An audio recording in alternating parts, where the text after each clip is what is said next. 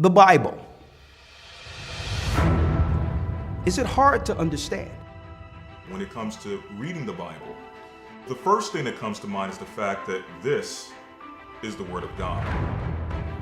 The seals have been broken, and the truth is here. And when we go throughout the scriptures, when we go throughout extra biblical records, we find that the language that God employed, that He used to create the heavens and the earth, was the Hebrew language. Christ said, I came for the lost sheep of the house of Israel. But yet no one, no religious leader, no religious church out there anywhere can now identify the 12 tribes of Israel. Can we? God is quite simple, but it seems as if man makes understanding Him hard. What are those mysteries? The truth of your book and the truth will make you free. The Hebrew and Bible Academy, you're invited.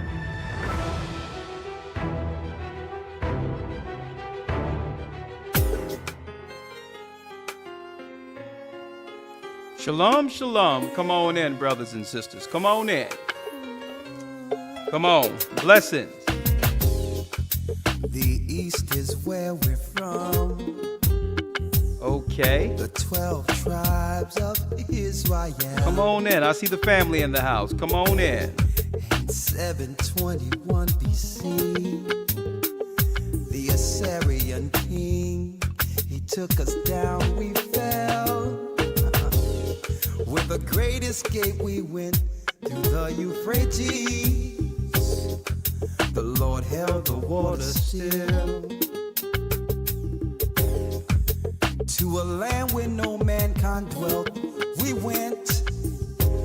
The 12 tribes of Israel. That's who we be. Come on.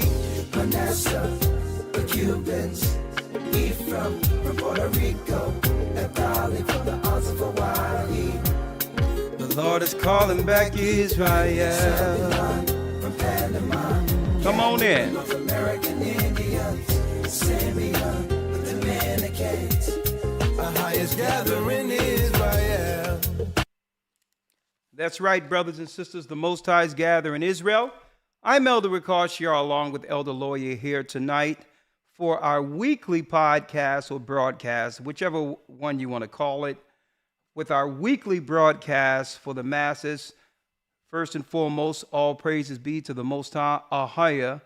Ashar Ahaya is his name, in the name of Christ, Yeshua, through the Ruach. I'd like to thank the Most High for giving me breath and another opportunity to come before my brothers and sisters throughout the four corners of the earth.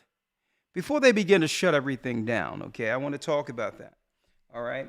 Please, as you all know, that's right, this channel is under a shadow ban for some reason. Y'all know the reason, truth. So hit the like button.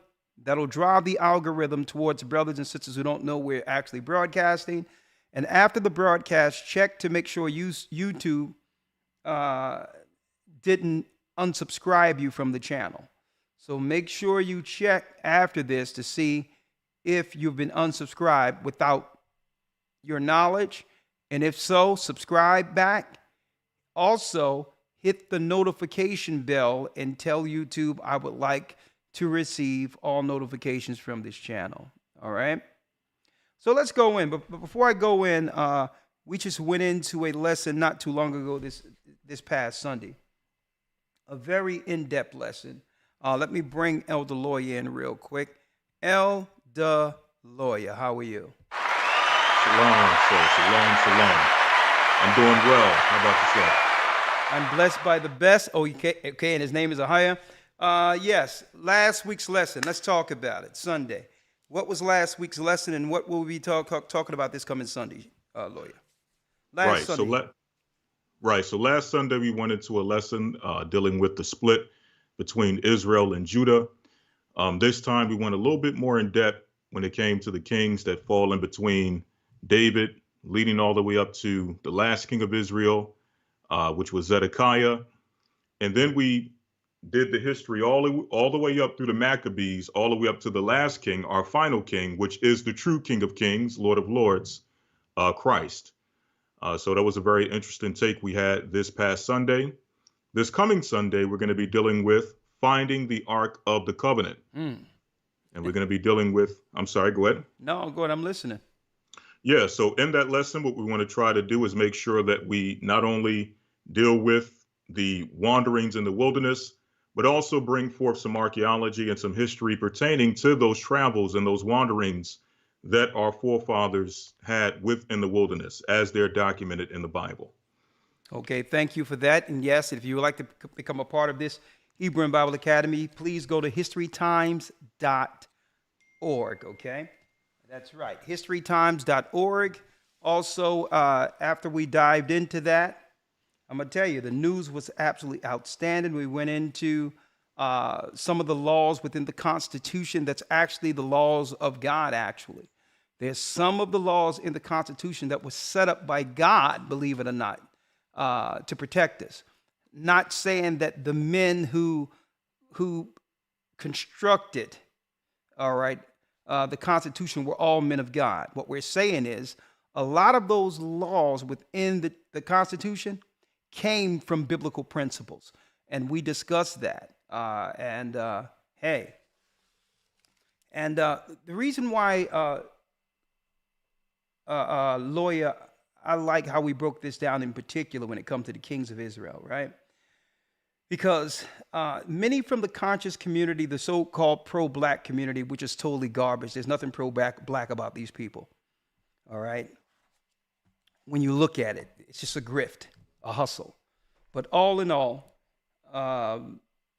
what I like about going into the Kings is because you have so many people with this back to Africa scamming type of things, claiming that they want all things black and all these others. And they begin to sensationalize Africa or the Mesopotamia area in particular, glorifying the greatness, the technology, and all that came from it. But none of them can tell us systematically throughout time in history, when did we fall, how did we fall, and how did people, how is it some people who are so great, the people who are so great and being sensationalized over here in America are under the foot of all the Gentiles of the earth, not just the white man. How did the kings fall to the depths to be under all races of people? Right. That's a key component, lawyer, they leave out, right?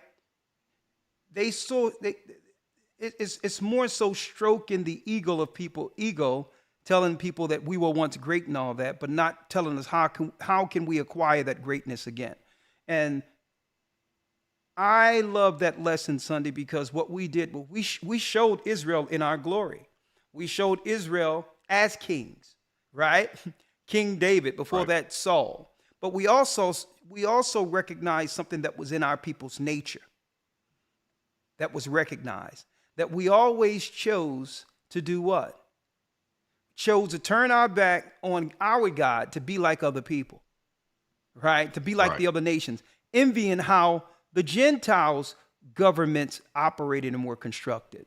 And so when the kings started diving into, the evils on the outside of Israel, it would not be before long where the Most High would put our people under these people.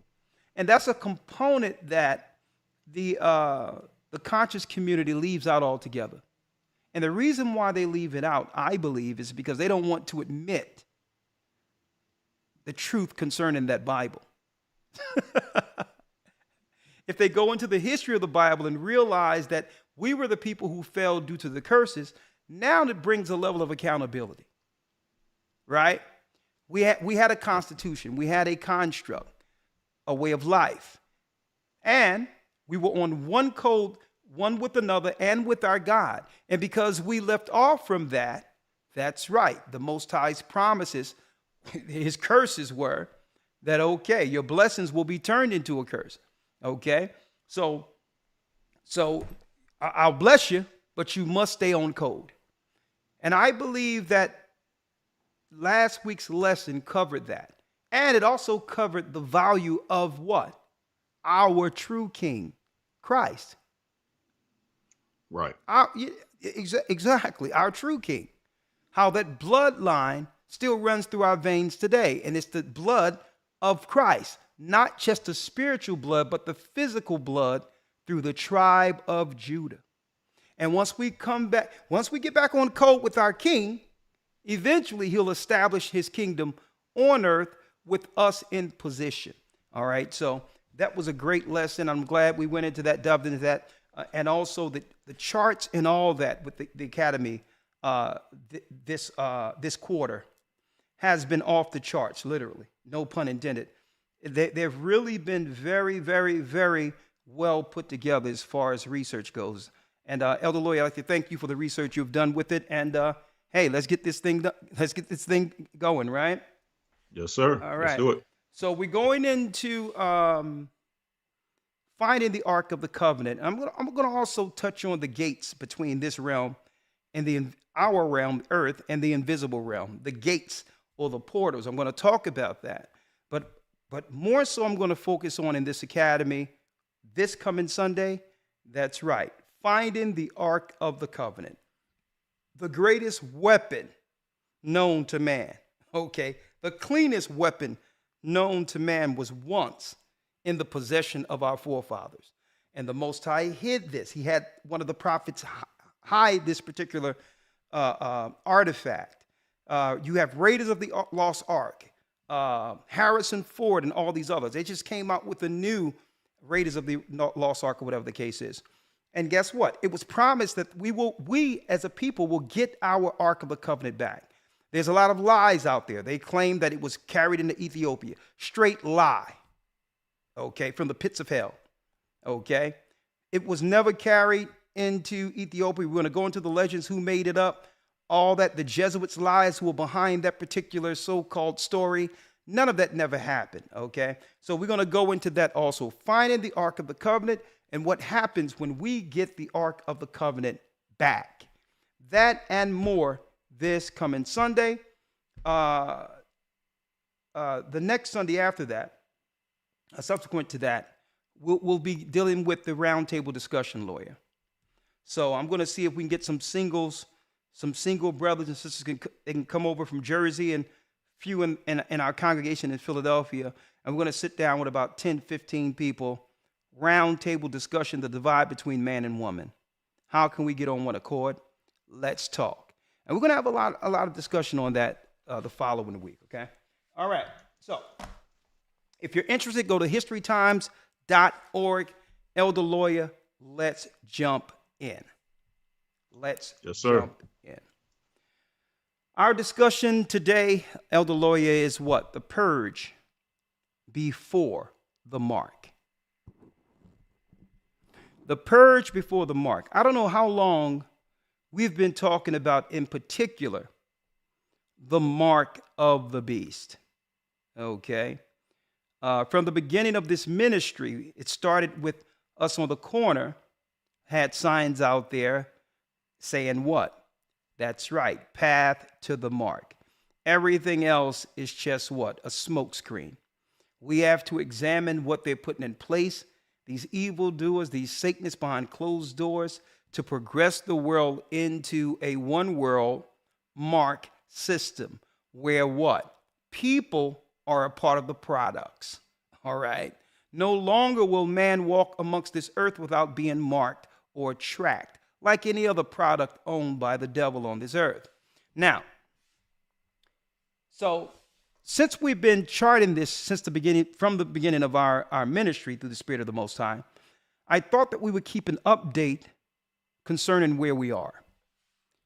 And this is not going to happen like most people thought it would happen, right? Initially, everyone was concentrating on FEMA camps and armies coming in, foreign armies coming in, locking up those who oppose the government's system, internment camps, and holding people down against their will, and all these others. That's how it was originally rolled out concerning how they was going to get to the mark of the beast. But now as we come closer to this, I realize, Elder Lawyer, that the majority of this is going to happen through the world's participation. It's not going to be all just the citizens on one side opposing a tyrannical one world cabal. Why? It wouldn't make any sense to do it that way because they're grossly outnumbered. There's no way in America that you can send in some people, right? Even people to take over America, right? And the reason why, even China said they would never go to war with America because there will be a gun behind every blade of grass. So obviously, you cannot take down a standing army of billions of people who are armed, right? That would, in fact, Elder Lawyer, unite the people under one initiative, under one protection, to protect one another. That's the last thing they want, right? It would have to be a participatory type of system in place that would have people volunteer to be marked. And what I wanted to talk about is the dissension in taking out the opposition isn't coming with jackboots on the ground. I believe that we're under the purge as we speak, but people are being purged a different way. Okay, a silent way, a way in which there is no resistance from family, no resistance that would come from all people uniting as one against what? An existential threat, right? Now, think about this, Elder Lawyer, right? Think about this before I roll it out. Christ said, pray that your flight be not in the winter, neither on the Sabbath day. So Christ was warning us that a lot of our takedown or the takedown of our people would normally happen in a time where there's less travel, whatever the case is. It's winter time and you can't do much movement. Usually that's how the Romans and others calculated against our people in Jerusalem. They would wait until it was cold and come after us because why? You know exactly where people are. They're not traveling much. There's not much activity. And then you can get them, right? So I'm going to show you where I'm going with this, Elder Lawyer. I know it seems like right now that, I'm on a little tangent, but I'm going to show you where I'm going here. The purge before the mark, right? So I went back and I started examining that Game of Thrones again, because a lot of that history of Game of Thrones, when it comes to the beings and all the characters within that particular series, seems as if it was more pre-flood. Before the flood, they had giants and all these other things, empires fighting against each other, the class of the Titans that was prophesied in the book of Enoch that would eventually lead to a flood, right? So I went back to look at that. And I noticed something, Elder Lawyer, because the so-called elite usually hide their agendas through these productions. Everyone, Elder Lawyer, every kingdom was vying for the throne, right? Everyone was calculating against one another to get the throne. Right. Right? But then it says, then there was a quote, winter's coming. And I'm like, whoa. Pray that your flight be not in the winter, neither on the Sabbath. Winter's coming? Winter's coming. And I was like, okay, what type of subliminal are they using for this, for those who are looking at it? You have all these empires, Lawyer, fighting against each other for power. When what? The Night King is coming for them all.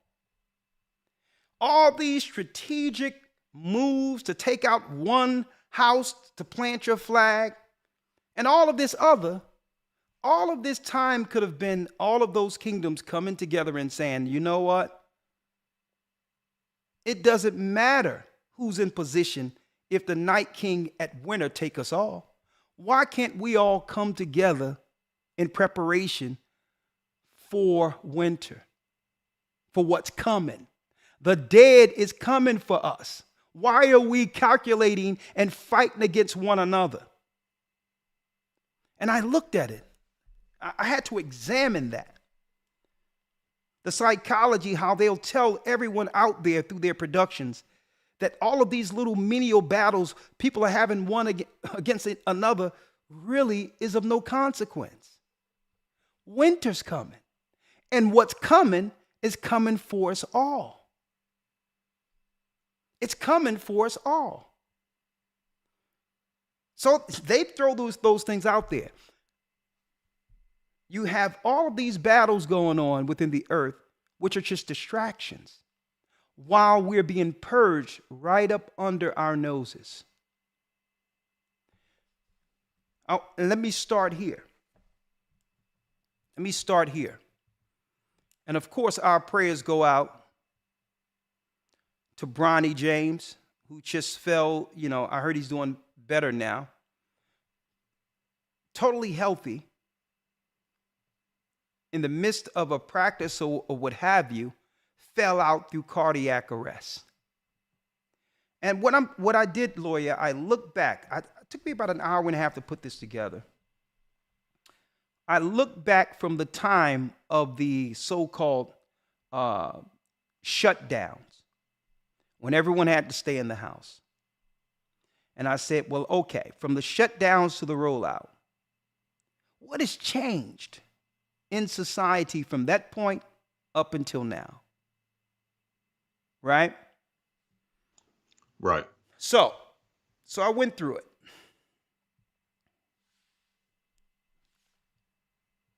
DMX. Rapper DMX cause of death revealed. They claimed it was officially died from a cocaine-induced heart attack. Right? We're going to keep highlighting this. Heart attack. July 8th, 2021, this was reported. Kevin Samuels. YouTube star Kevin Samuels died of hypertension. Medical examiners conclude. And also it went into some cardiac type of issues, right? This was reported July 19, 2022.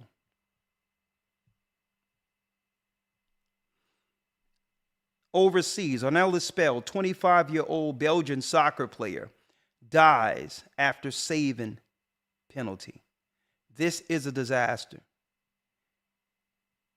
February 14th, 2023, reported.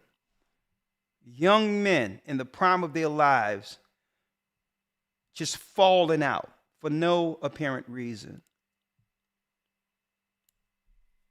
AP, Associated Press.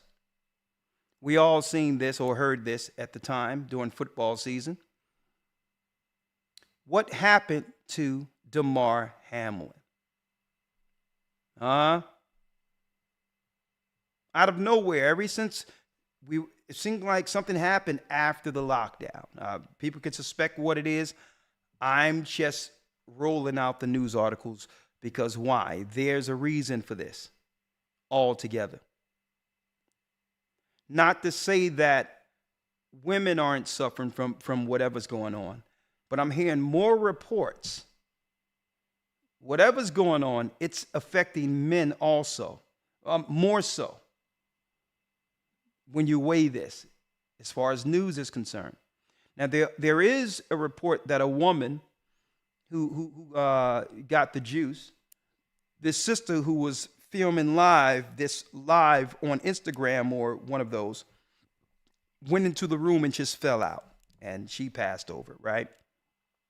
So I'm not going to say that it's just a male thing, but it seems as if it's affected men more so than anything, right? Jamie Foxx. And I'm glad the brother's doing well, but he looked like a shell of himself. Other people out there, I don't buy into this clone stuff and all this other stuff. No, no. Right. He's a Hollywood actor, and of course, he's recovering from a serious sickness here, right? He says he went to hell. He'd been to hell and back. So he's a recovering man, but also you have to realize when you are before the cameras, you got makeup, you got your hair tight, everything. So you can't expect him to look like, right. Like the Django character right now. Right. Jamie Foxx says he went to hell and back, and as he breaks his silence on health issues. There's a lot of mysterious scenarios happening here. Okay, that could be just coincidence. Let me put it that way. Forbes, here's a Forbes report where Twitter deletes Elon Musk's claim of what happened to Bronny James. So Elon Musk had his own opinion with a tweet that got deleted. He's connected it to the stuff or whatever the case is, but that's his opinion, but it's out there. And then it's LeBron James. Bronny James, LeBron James' 18-year-old son, suffered cardiac arrest. Here's what you need to know about the condition. So obviously the news can tell us what we need to know about this. Okay? Thank the Most High that the brother is still here. I pray for his speedy recovery, and I hope this doesn't affect him in the future, but it's time for us to understand something is going on. It really is. And what I want to talk about, lawyer, is at the same time men are falling out, strong, athletic men. The same time that's happening, the media, it seems as if the media is making a concerted effort to denigrate the image of man altogether as something negative. All the new programs we see within the United States in particular, men are outright buffoons, right? That need to be led, by women and all these others. And I'm looking at this, men is under attack. And of course that would be so, because why? Why? Think about it. If you're seeking to purge or destroy a nation or a people, who do you take out first? The strong. The strong. You take out the men, there'll be no one to protect the women. It's having society topple on itself. Are we under a biological purge? Now, of course, I'm going to come with an answer to all of this at the very end. I'm just putting out the questions. There's many things, Elder Lawyer, that I discussed through the George Floyd thing, through the Spirit of the Most High, when I told people don't go down there, don't deal with all this, through the elections, through the so-called mail-in ballots, to the point where right after that, it seemed like one thing was happening at a time, giving people no rest. It was one event to the next. And then through all these things happening, then next thing you know, they tell everybody they have to stay outside. Some disease come from China, stay in the house. And then mail-in ballots. Mail-in ballots, Biden is in. Right? It happened all through the Trump thing first. Then it switched to who? To Biden. The next thing you know, all of these things started happening. Now, it happened during the Trump administration too. I remember. But now I believe we're seeing a lot of the fallout from all of this, right? I believe right now is the first time in a long time, Elder Lawyer, that society in particular have went back to some level of normalcy. And that in of itself is alarming. People have put their guard down. But I'm still looking. I'm checking it out. And guess what? The residual effects we're seeing right now is reverberating. It's happening. Everything that I said was going to happen during that time is happening for those who didn't stand on Christ during that time. And it's going to be from one purge to the next. And if you failed that test, what are you going to do? Because don't forget, Elder Lawyer, the first test was incentivized. Remember? Stay home. We'll send a stimulus. Remember that? Right. I mean, people in the hood, our people thought reparations came. What would they call it? POP loans, or what they call that thing? PPO? PPP. PPP loans. And I mean, you had people who didn't know what a job was, collecting unemployment. Never had a job. I mean, you had the stimulus check, you had the Social Security check, you had the welfare check. I mean, check. I mean, I heard some people at this time saying, I don't care if we ever go back to norm, we getting paid. Right? Right? So that leads us here, Elder Lawyer. The switching bait. Back to 2008, 2009 on the street path to the mark, when Elder Lawyer, I told everyone, everything else is a facade. They're going to lead us to the mark of the beast. Fair use, Elder Lawyer, I'm going to let you hear it first, and then I'll let others hear it. We'll hear it all together, okay? Yes, sir. Fair use for educational uses only. Fair use. Where's my fair use thing at here?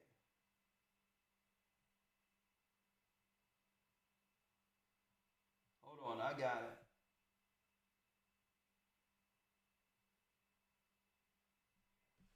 Hold on, I get it. One moment.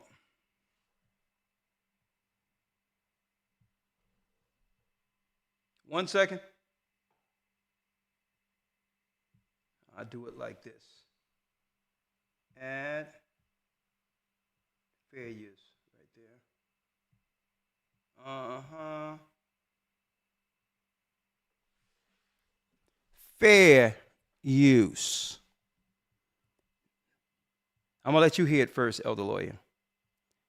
They've been getting us years for years like this. I wonder who they're talking to with these two. I love this big board. Oh, yeah. Oh, yeah. It's a That's why you big came move back. at an office that could change the way a lot of Americans work. A tech company in Wisconsin is offering to implant tiny microchips into its employees. Not just but no. The chips could allow people to unlock office doors, make purchases. Rebecca, come on here. So many questions about this, Robin and Michael. Good morning. We asked a lot of them. This is the first American company to ever try this. 1 week from today, many of the employees, including the CEO, will voluntarily have the microchips implanted into their bodies, and they're calling it, I'm not kidding here, a chips and salsa party. Oh. This morning, like a scene straight out of 007. So you can keep an eye on me? Employees at one Wisconsin tech company, 3 Square Market, willingly making that fantasy a reality, implanting their own bodies with microchips. What did the employees say when you brought this idea to them? Half of them actually within 5 seconds says yes. CEO Todd Westby, along with 50 of his 80 colleagues, even his wife and kids, preparing to implant these chips, the size of a grain of rice, between their forefingers and thumbs, so they can do everything from buy snacks in the break room to log in the morning to unlocking doors with just the swipe of a hand. What did it take to... Oh, isn't this just so lovely? And she's all chippy and right? Everyone, you're probably asking, Elder Ricard, where are you going here? Well. Remember when I said watch Bitcoin and all these others where they're taking money out of the systems at the same time? Cryptocurrencies, digital dollars are the future of money. Council on Foreign Relations. Also, there's the World Economic Forum, who were serious players during the time when the pandemic was rolled out, right? Remember when I said, man, what's up with all this money, PPP loans and all these others? What are they doing, right? Fair use.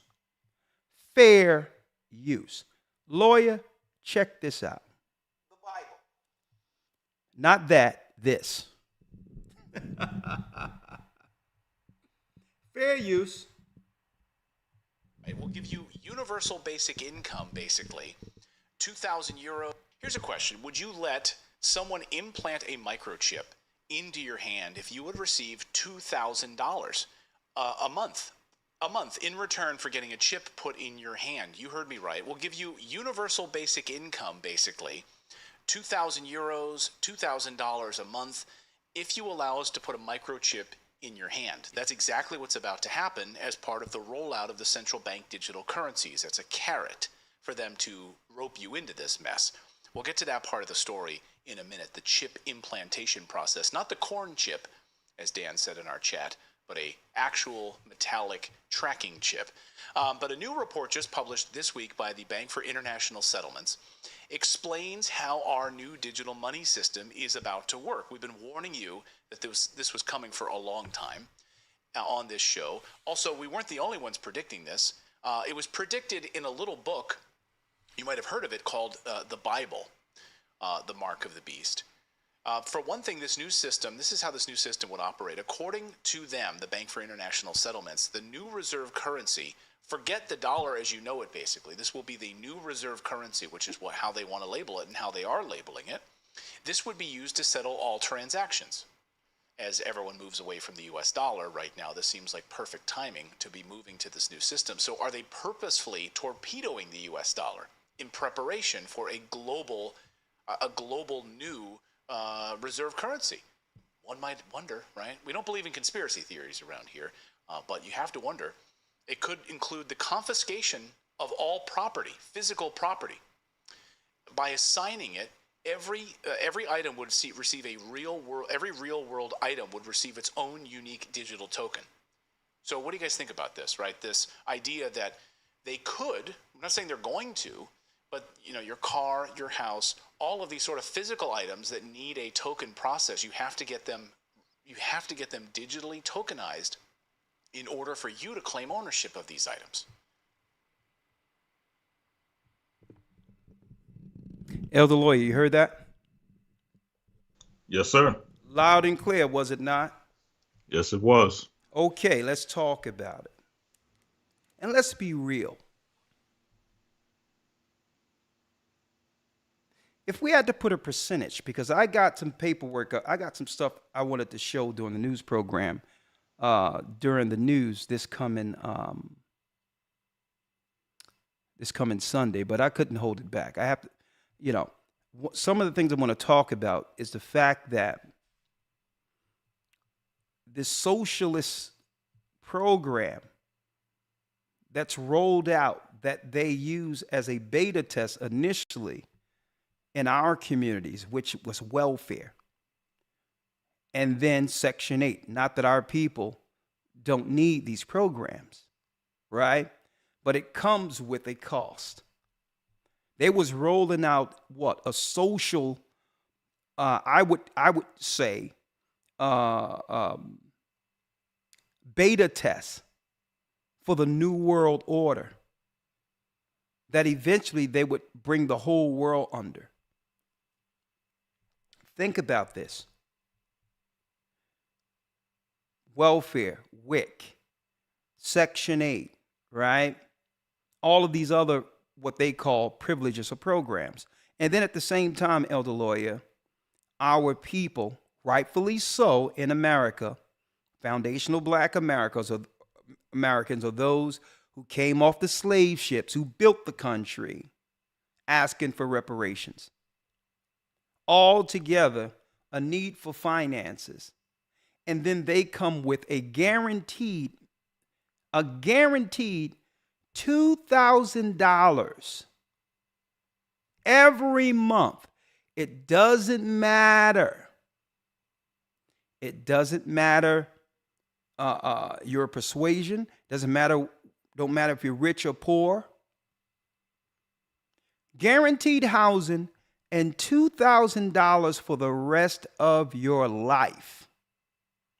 If you had to put a percentage on this, Elder Lawyer, especially understanding where we come from, how many of our people, after getting used to PPOs, getting used to getting paid while staying at home and not getting anything and celebrating that, if you had to put a percentage on it, Elder Lawyer, what is the percentage of people you think will be totally down with getting $2,000 guaranteed for the rest of their life with housing? How many people? If you had to put a percentage on it. I would say probably 99.9%. Think about it. All they would have to do, and no one have to know, the same way there's so many people say it during that rollout a few years ago, I would never do it, but a lot of people did it privately without telling others. Right? knowing some had opposing views against it, right? But some went and did it secretly, telling their family members something entirely different. So it'll be totally anonymous. You can go to the DMV or your doctor's office, patient-doctor privilege, or you can go someplace, probably the monetary systems, or it could be already set up where the same place you got your juice, supermarkets, whatever, they can have a specialist come through and just take care of it privately for you. All you have to do is get chipped, right? Get chipped, and $2,000 will be directly deposited into your bank account, guaranteed every first of the month unto perpetuity. Let me ask the people, the brothers and sisters in the chat. If you all had to put a percentage out there of how many people you know would just get that $2,000 guaranteed, what would be your percentage? Elder Lawyer, he's high. I mean, I give people more a greater chance than that. I got more belief in people than Elder Lawyer said 99.9. I would say, but that's my naivety, right? I would say depending on the circumstances, if you were to tell people that, your house is associated with this, other elements are associated with those finances, I'm pretty sure we would receive a high percentage of people who would be willing to acquiesce to that. Yeah. Someone says 90, 75%. Elder Lawyer, before the rollout of the lockdowns and the jabs and all those other things, I would have probably said, believe it or not, 60 to 70%.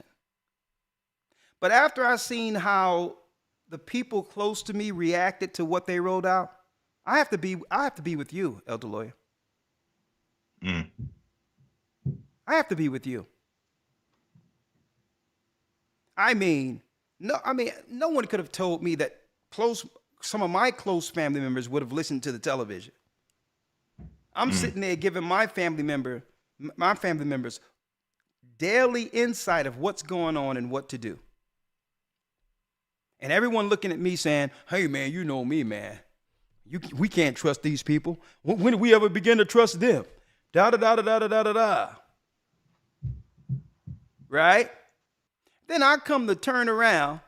You know what I mean? I have to go. I have to now rush to these hospital and all that because now my brother can't even. My own brother he couldn't even walk for not listening to me. And this is my own family. And I'm talking to him and saying, listen, okay, you're not working anywhere, so there's no threat of a job being lost over you. I'm making sure food is there, so you're not dependent on the system because the refrigerator's full. If you're not working, you don't have to worry about anything, and you got family who's looking out for you through a hard crisis. Why? And Elder Lawyer, he looked right at me and said, I was scared. I'm saying, listen, you have to tell me something. I can understand if you had an excuse with something hanging over you. And he looked me right in the eyes. And you know what? At that point, only thing I can do was embrace him and hug him. He looked me straight in the eyes. Right. And said, June, I was scared. And that was telling to me. That was very telling. If you roll it out where the alternatives, where none of the system can affect you at all because you're taken care of and still do it, and have family members letting you know what's going on from the inside, what's happening, and you still do it, man, listen, $2,000 guaranteed monthly with housing? Yeah, forget about it. Lawyer said, forget about it. And now he's getting with me, Elder Lawyer, talking about, man, yeah, we got to get some lawyers involved. And I'm like, you know what? I'm like, I'm out of it. I'm like, the only thing we're going to get involved with is this Bible. Okay. The only thing that we can get involved with going forward is the Bible. A perfectly healthy, he was healthy enough that he would walk around and get his own stuff and all that. He can't even walk. And I'm not saying how it happened. You know what I mean? Sometimes things happen, right? I'm being as guarded as I can, but all I'm saying is the only thing that I can get down with is the Bible. That's it. That's it on that. Elder Lawyer, there's more to this. Yes, sir. I want you to hear this. Let me pull it up. Schwab said this in 2015. Schwab is over the World Economic Forum.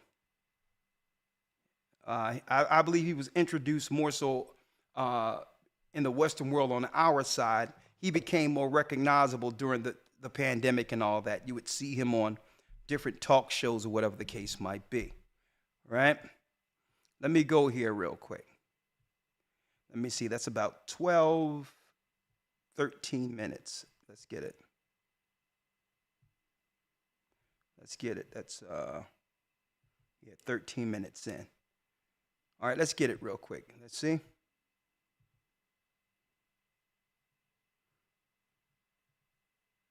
Fair use.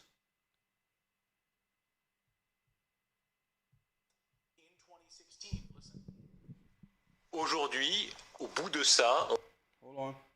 Fair use. How is it being tracked? Is it Bluetooth, near field community? I just walk up and tap it against any kind of like a soda machine. We've already seen them rolling it out at different grocery stores. We see people in Sweden are jumping on board with this, wanting to use this on a regular basis. So there's people already electing to use this, wanting to use this. And they'll do this with the promise of basic income. $2,000 a month. Would you do it? Let us know in the chat if you would do that. This is not some fever dream, by the way. Where did this come from? This was explained in great detail by Klaus Schwab himself in 2016. Listen.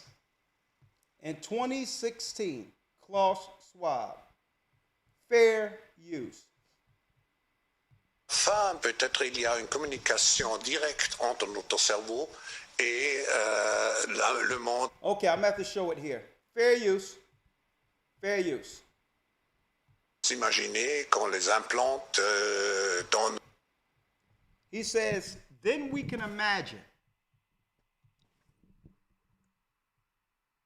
Hold on, let me get it back. Because I got to read this off for you. It's in a different language. Certainement dans les 10 années à venir. Certainly in 10 years. Certainly in 10 years. This was 2016. Certainly in 10 years, right? And it says, first we will implant them in our clothes. Et d'abord, on va les implanter dans nos vêtements, c'est-à-dire wearables, comme on le dit. Et après, on pourrait. And then we could imagine that we will implant them in our brains or in our skin.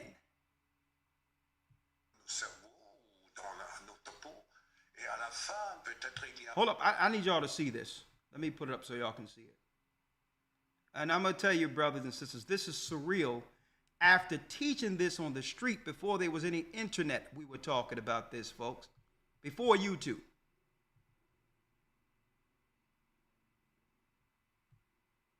Et après, on pourrait s'imaginer qu'on les implante dans nos cerveaux, dans notre peau. Et à la fin, peut-être il y a une communication. And at the end, Direct entre notre we will direct communication between brain and the digital world. Between the brain and the digital world. He said we will implant, we'll do it in the clothes first, then we'll do it under the skin or in the brain, and at that point, we'll be able to communicate. Listen.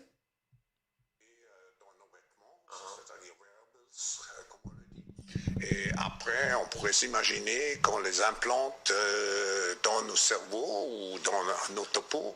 Et à la fin, peut-être il y a une communication directe. There'll be a direct communication between the brain and the digital world.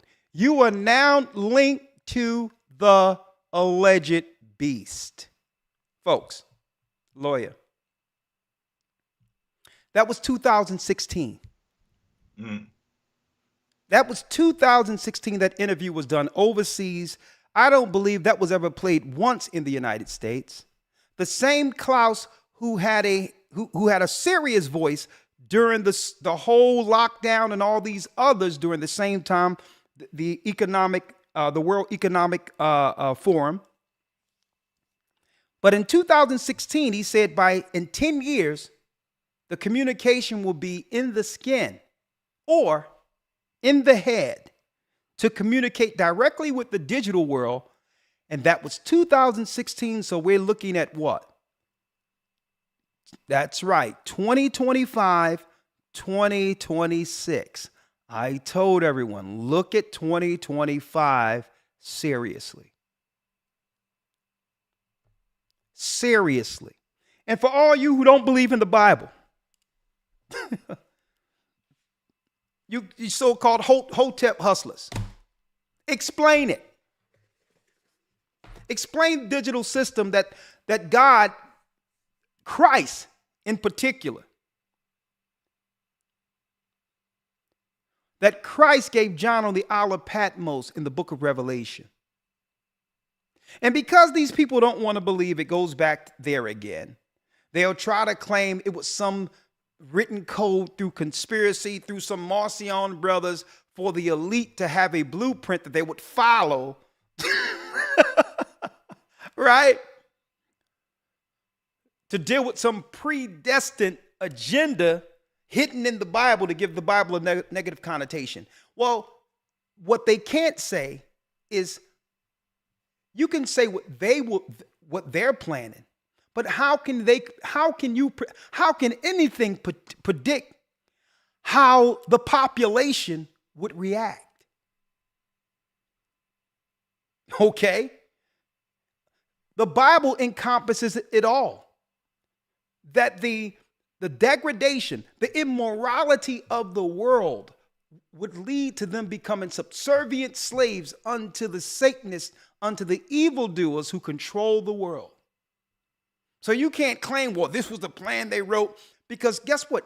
You can plan what you're going to do, but that's not really giving an insight on how the population, you have to get billions of people from one generation to the next to be on board with this plan they never knew about. What's the chances of that? What are the chances that if they planned this, the whole world would be stock and toe with the program on cue? You know, the chance of that is null. That could never happen. The reality is we're living in the last days. This is Bible prophecy. At the same time they're purging, the same time they're destabilizing people with these hot button topics that have everyone at odds. That's right. They're planning for winter. The winter. That's right. Where the dead come for the living. So the best thing we can do is do what? Operate from a heavenly view. We have to see this prophetically as it was given to the righteous within the Bible and not get caught up within the muck of it. Without being caught up. We must deal with this from a heavenly view, looking on the outside in to navigate. That means anything being rolled out that relates to what God said is the mark of the beast, the answer at every turn is absolutely no. Absolutely not. But Elder Lawyer, I believe the Pied Pipers are already in place. Mm-hmm. You think it's a coincidence that right before, don't forget, I grew up at a time where churches were teaching through fire and brimstone. The fear of God, the fear of hell.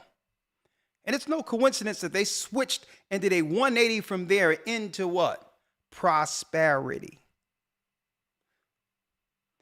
That's right, prosperity. And then through the Instagram digital era, vanity. I'm going to tell you, they done went from, and now the preachers are going to be like, hey, you deserve this. I hear people saying this out there now, what they deserve. God don't want you broke. You deserve this. You deserve that. God wants you to prosper. He wants you to be blessed. Boom, boom, boom, boom, boom, boom, boom, boom, boom. Teaching half truths. Yes, he wants us to prosper. Yes, he wants us to do better. Yes, but yeah, I can believe all that. But not at the cost of your soul. See, that's the piece they're leaving out. What good is to gain the world and to lose your soul? So it's no coincidence, Elder Lawyer, we're at a point where, don't forget when they rolled this out, the preachers were on board. They opened up their churches who were, guess what? And check that out. The churches were empty for service, but were open to be utilized as government facilities.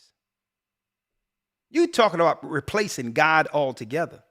So that was also a rollout. That was also, I believe, an alleged beta play. The same pastors who sold out during that time are going to sell out again. And they're going to tell their parishioners and those in their congregation, God don't want you on the street. What type of God is that? What type of Jesus? You think all you have to do is go get this to take care of your family? What type of devil going to tell you? What type of cult going to tell you not to be down with feeding your child? When more, right? When more so he's concerned with if you don't get this new setup, how he's going to get paid. That's what he's going to be concerned about. They're going to open up their churches, and guess what? The beast's going to come rolling right on in. Revelation, Elder Lawyer, let's get it. The beast is going to come rolling right in. So that's why I made sure I titled this The Purge before the mark, because folks, if this is accomplished, they don't have to worry about disarming people. If something is connected to your brain and you're connected to a digital system, I'll tell you, suggestion is something else. That's all I'll say.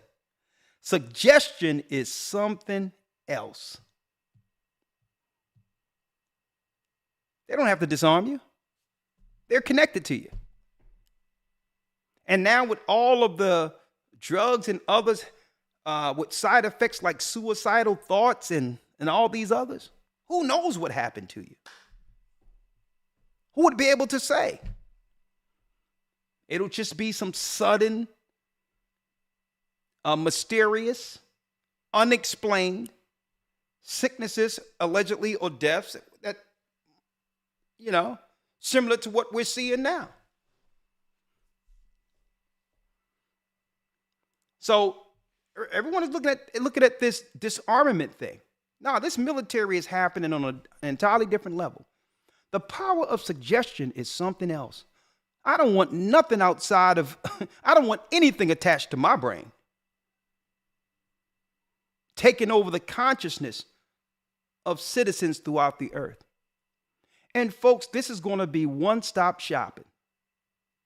Oh, yeah, you don't got to worry about testing all these things. Don't worry about it. The doctor can just pull you up and get on Zoom. And if you already got the stuff in you, we'll see your vitals and make sure your blood is good, making sure you're negative or positive. We can just look at your whole zone and you'll be good. And guess what, folks? That's not a conspiracy theory. That's something that I've read on DARPA's website. The next level of technology, in medicine and all these things. One-stop shop. Do you want everything in one little device? Your credit cards, your bank accounts. Your credit cards, your bank accounts. Never have the threat of someone stealing anything from you. No one can rob you, right? Your Social Security, your passport. Okay? Your body monitoring system. And not only that, Schwab said this is how people will connect to the internet. Let's hear it. Elder Lawyer, let's get Revelation before I open up the lines here. Yes, sir. I'm going to bring in Schwab for a second. But I need someone to tell me, how did John know this? How did John on the Isle of Patmos know this? I'm going to pull up the Bible.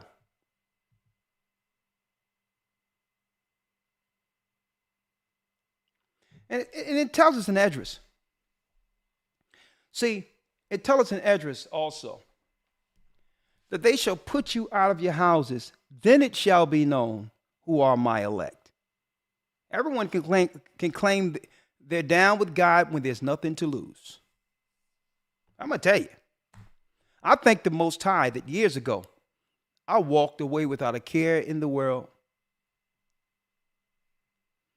And it taught me something. What it taught me is the earth is the Most High's footstool. He built he made this.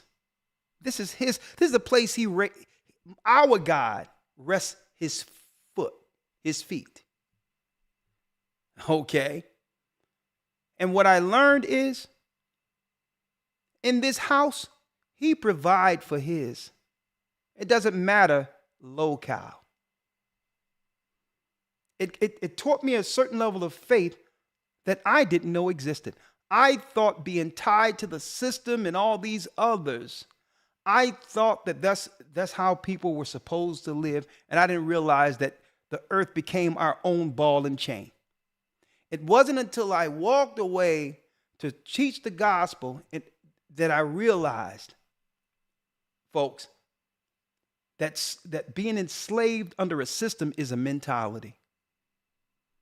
There's nothing, there's no product, nothing that we have right here, any place, right here, that the Most High cannot give us access to someplace else.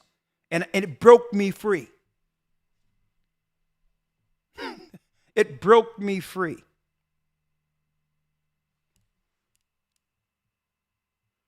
So we can walk away at any time, knowing that the Most High provides. And it's not provided by just sitting around doing nothing. Okay?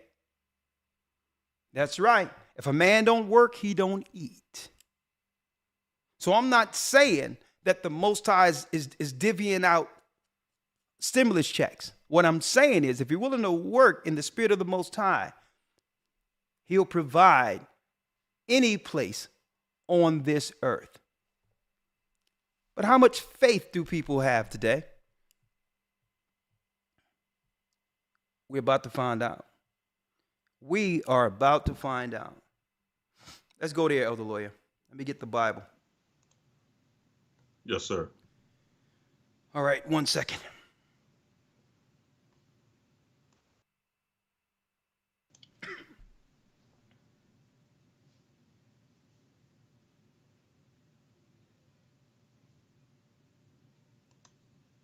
All right, that's you there. Okay, great. Let's go to the book of Revelation. Yes, sir. The purge before the mark. People are falling like flies. No sooner as all the men, the strong men, are taken out of the way who would protect. After they get finished socially engineering a gender war that's going to further divide man and woman, where there'll be no men to protect the women at the end of the day, because that's what they want anyway. Right? On top of that, a socialized program that'll be rolled out and say, well, if you get chipped, the government will give you $2,000, 2,000 euro, 2,000 pounds, up into perpetuity, as long as you are what? As long as you are a compromising and agreeable citizen. What is that? What is that? Let's go to Revelation 13. Elder Lloyd, let's start at the first verse. Yes, sir. Revelation chapter 13, verse number 1. Mm-hmm. And I stood up upon the sand of the sea and saw a beast rise up out of the sea, having 7 heads and 10 horns, and upon his horns 10 crowns, and upon his heads the name of blasphemy. The name of blasphemy. That means this empire would be what? Promoting abominations against God. A blasphemous beast. Folks, this is not an antichrist that's been taught under the Jesuit lie of one man popping up. When you go into the book of Daniel, there was 4 beasts, which are 4 empires. It have nothing to do with one person standing up saying they're God. Then you have the false Jehovah Witness take on this, their ideology, which is warped, claiming, well, this is going to be an opt-in program. If you believe, you don't have to worry about it, because why? The unbelievers are just going to opt into the mark of the beast, and all of the believers aren't going to have to worry about it because God is going to protect them somewhere private. That's a lie. Christians believe that they're going to be raptured up before some boogeyman comes. Lie. Thessalonians is talking about the last trump when Christ returns. You will not be disappeared. You will go through the tribulation. Okay? The tribulation, another word for that we can put here this evening, is the purge. And I stood upon the sand of the sea and saw a beast rise up out of the sea, having 7 heads and 10 horns. The 7 heads represents what? The 7 mountains from whence Rome sits on. And the 10 horns are the original European countries. Edomites, it's a red beast. Esau's empire ruled from Italy, from the throne of Rome, whom King James himself said that the throne or the seat of Satan is in Rome.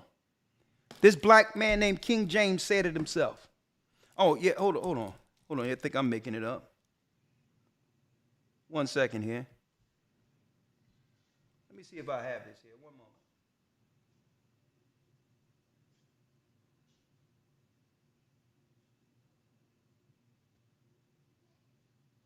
I don't have it with me. I don't have it, but there's a picture I have of King James. I'll bring it in one moment. Black man. Okay? Blasphemy. That means they will be pushing blasphemous activity under their societies, to destabilize through the power of divide and conquer. They don't care about your sexuality. They don't care about your rights. They don't care about your victims. You being a victim. Okay? The only thing they care is that they can divide the systems and people against each other on sexual lines, color lines, or whatever the case is, as a form of control. So they will use blasphemy because they know that does what? That upsets the righteous. Blasphemy, read the second verse. Yes, sir. And the beast which I saw was like unto a leopard, and his feet were as the feet of a bear, and his mouth as the mouth of a lion. And the dragon gave him his power and his seat and great authority. So who gave this beast his great power? Satan himself. That's right. That's right, folks. The angel Samael under what? Under Jewish legend. The angel Samael is the angel or God of Edomites. He's the God over Rome. Look at it in your Jewish encyclopedia. Samael is Satan. He gave Rome their power. And it says a leopard, the feet of a bear, but the mouth of a lion.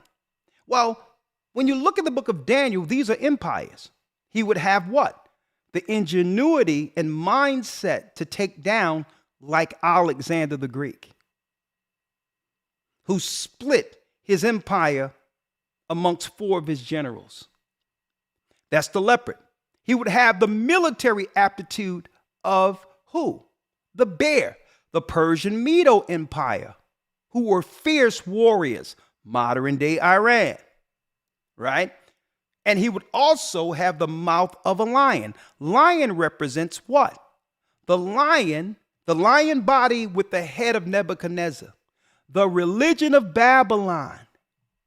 All of these empires wrapped up into one. That's right, the calculating warfare of Alexander. That's right, the military aptitude of Persian and Medes. That's right. And you got it, the religious aspect of ancient Babylon. All wrapped up into one big satanic package to destroy and control the world. Read. Yes, sir. Verse number 3. And I saw one of the heads as it were wounded to death, and his deadly wound was healed. And all the world wondered after the beast. Exactly. It was wounded. It was wounded by our people, the Israelites. That's how it was wounded.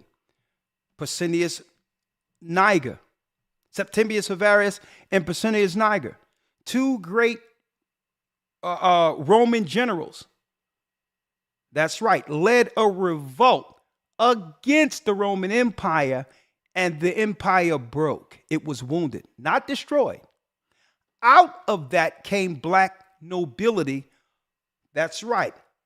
Till this day, the European historians has straight disdain and hatred for that time period. Why? because it marks a time where our people began to fight back and splintered the empire. To the degree historians call it the Dark Ages. Oh yeah, it's so black and dark. We have no idea what happened during that time. We have no idea. It was Jacob wounding Rome. It broke the empire in two, and from that day forward, the Vatican was conspiring to come against our people who sat on the thrones. What thrones? The thrones of Europe. King James, his family, the Charles, not the Wesson family who came in later and overtook the throne after their deaths. And then they had the Bacon family, Jesuits, come and write lies and evil legends claiming that King James was a homosexual and all these other things, lying on our people who actually stood for righteousness. Huh? Let me take a picture of this real quick. 1 second, other lawyer. 1 second. Let me take a picture of this. 1 second.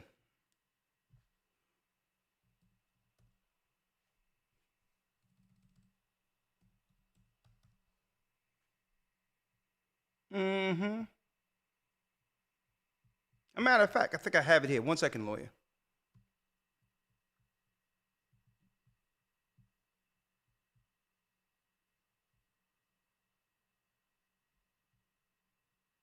One second, folks.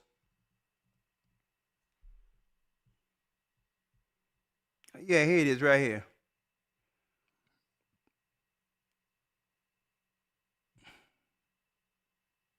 Oh, yeah. There you go. Okay, let's see if you can get Tom Cruise out of this one.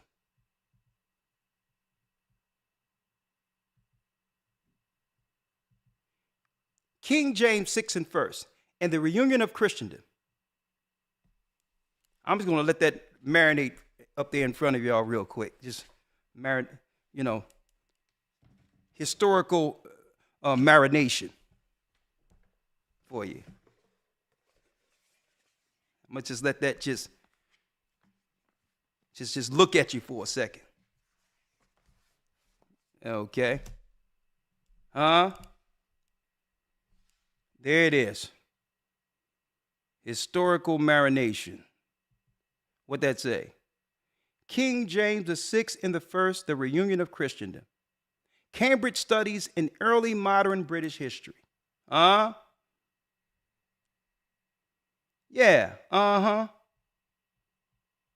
And what did he say? What did King James say? I brought this out in the academy. Hold on, let's see here. 1 second. Yeah, I just can't be giving out all the academy stuff doing this. So, yeah. Then why get in the academy if I'm going to show everything, right?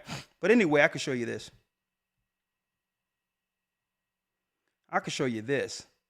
In front of every Bible, King James says that what? James, by the grace of God, King of Great Britain, France, and Ireland, defender of the faith. Who was he defending the faith from? Who was he defending us from? The Vatican, Rome. Oh yeah, check this out.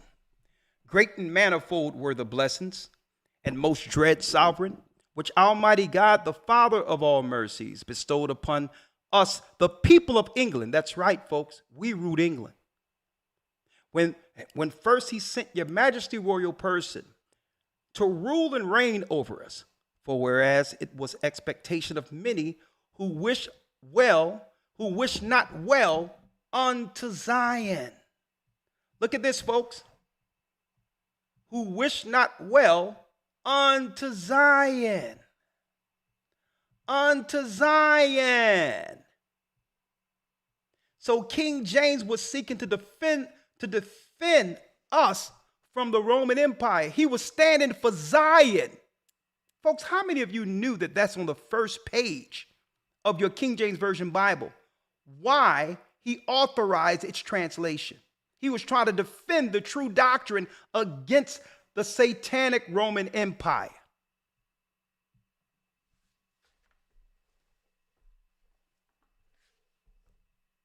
Huh? And you was right. Someone say, what we're showing here is just a drop in the bucket. But we're dropping it in this academy, folks. So how did the enemy lie? Through philosophy and vain deceit. While Jerusalem slept, the Jesuits came in with their satanically janky doctrine and began to push a boogeyman called the Antichrist.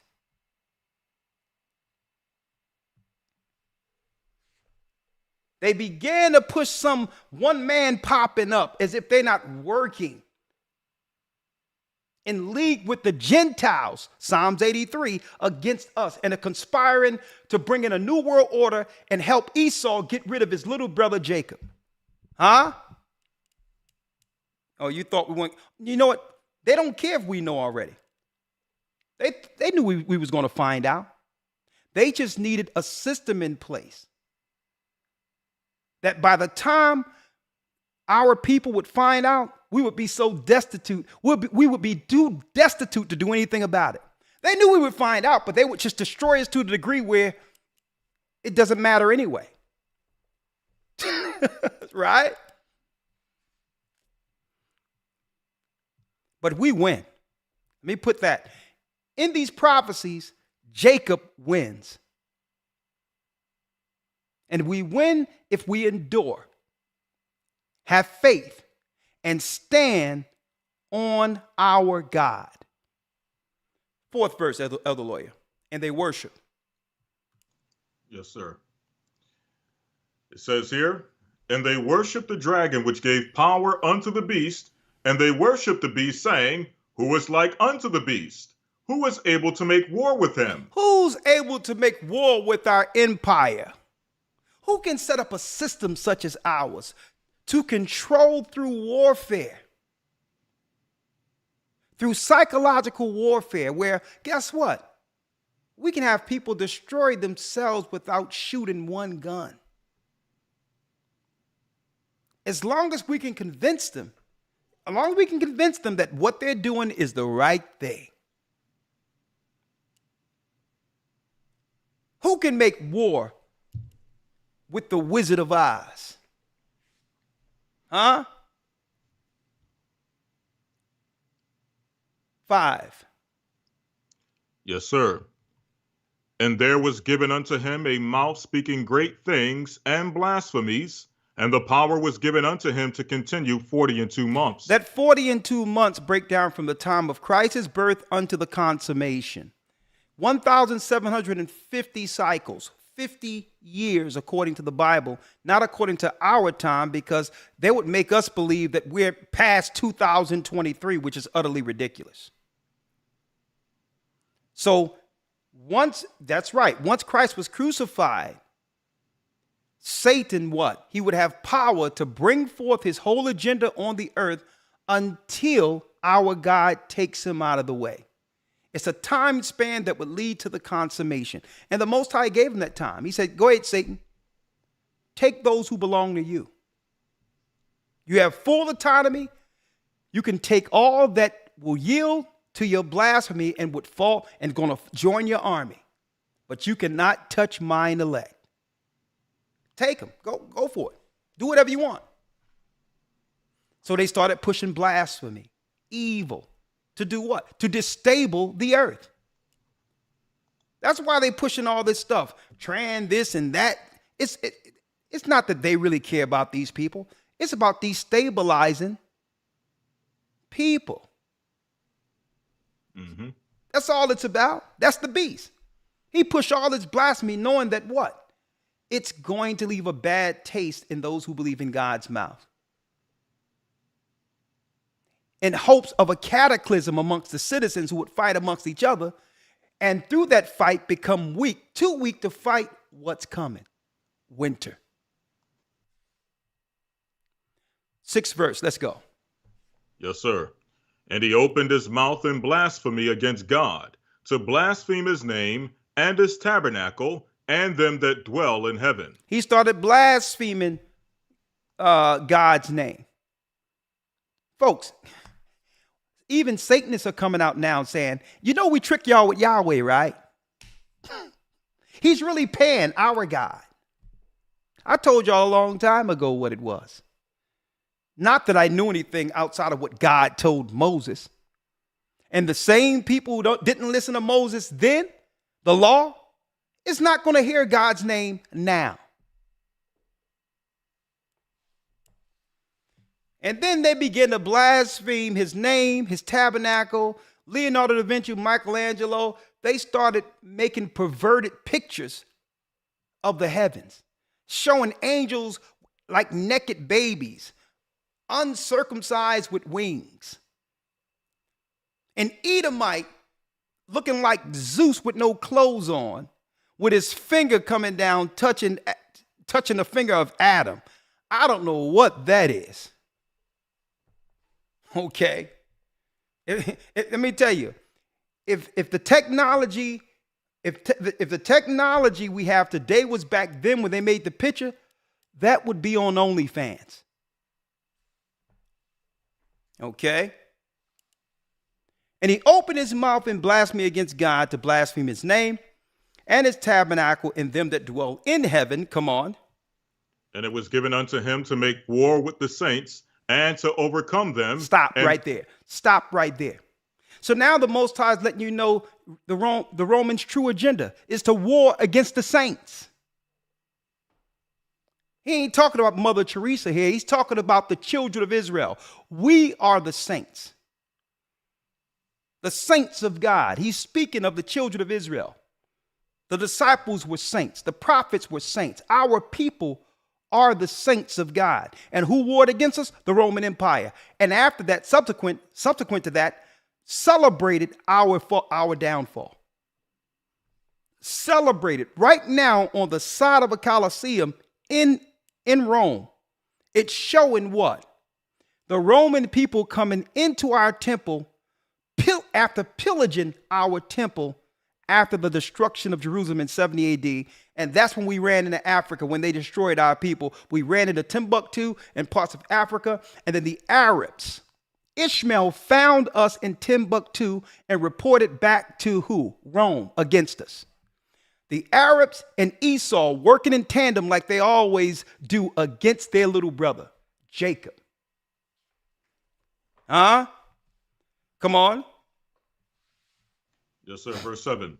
And it was given unto him to make war with the saints and to overcome them, and power was given him over all kindreds and tongues and nations. So that means Esau is in charge of all nations right now. The United Nations, the first of the nations. He's over the World Economic Forum. That's Esau. And all of these nations, Asians and others, are lockstep running behind him in war against the saints. Read. Yes, sir. Verse number 8.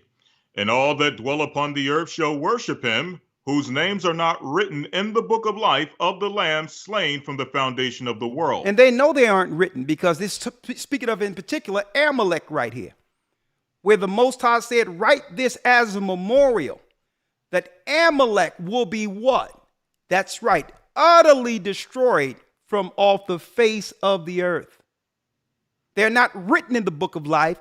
This is why they conspire against all that's right when it comes to our God. This is why in their media they promote blasphemy, evil. They promote us as everything wrong, as if nothing go wrong with any other people.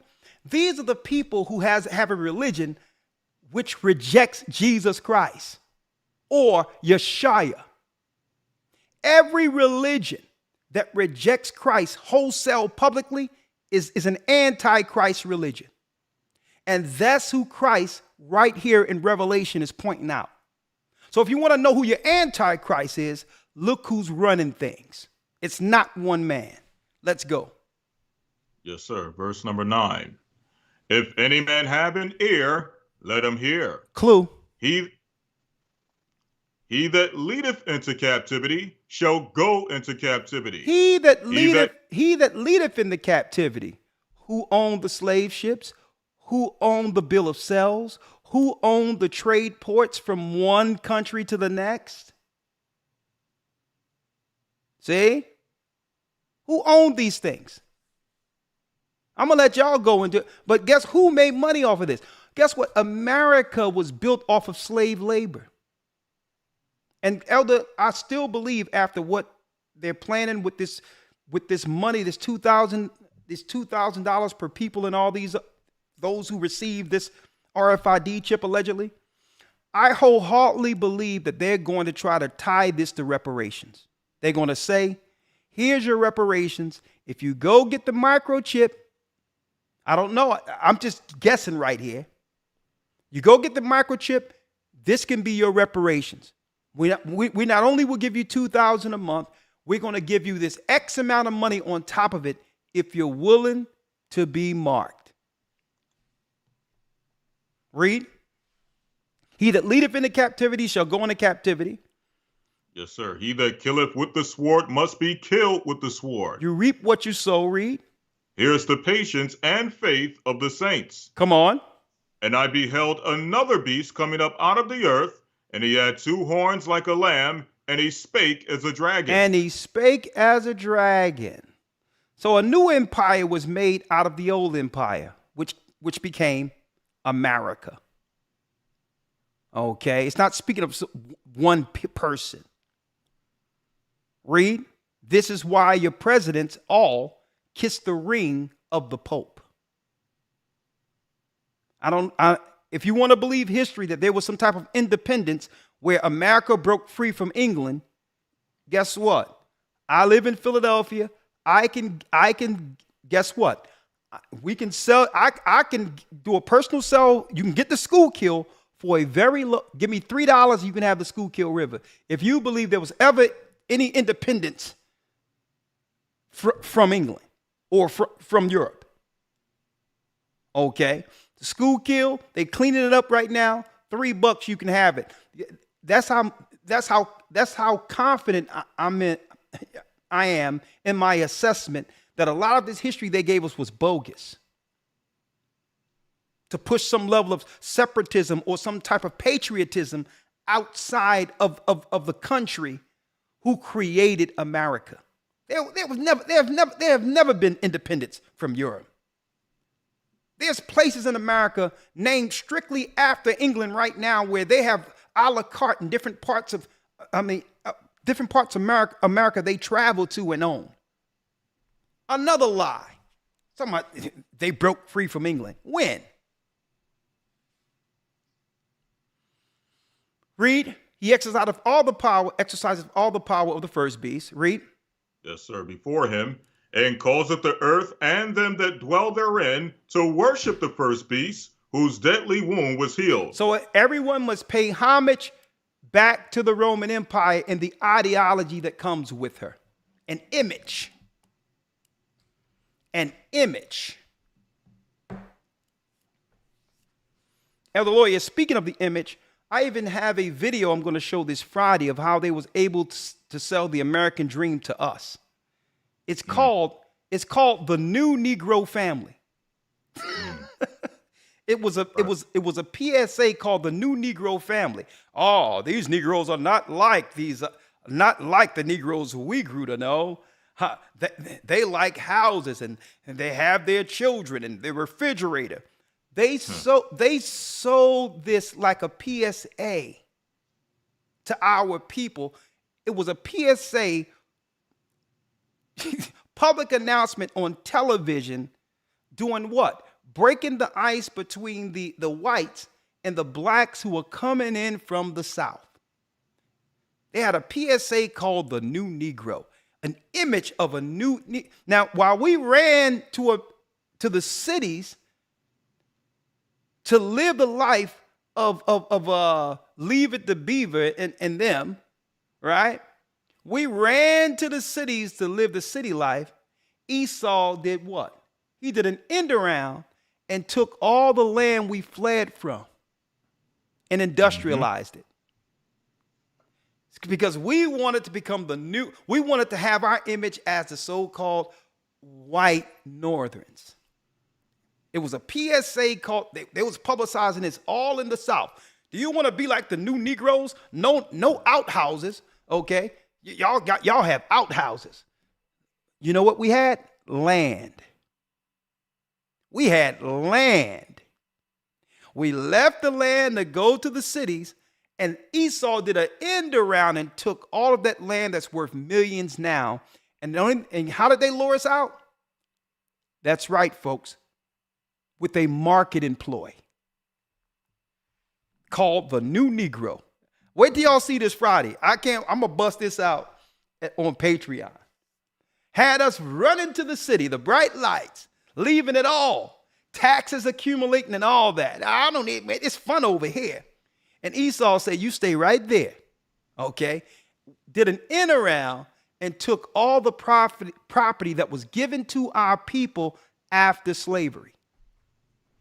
I'll deal with that later. You can't trust him. Let's read it. Yes, sir. Verse number 13. And he doeth great wonders, so that he maketh fire come down from heaven on earth in the sight of men. That's his warfare, read.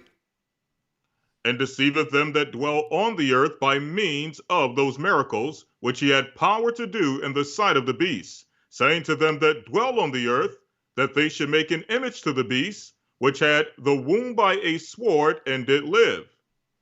When it says an image, folks, it's almost like an avatar. It's a lifestyle. And you're only accepted if you operate within the image society accepts. It's a lifestyle that was created. And in order to what? To sustain that lifestyle, it comes with compliance.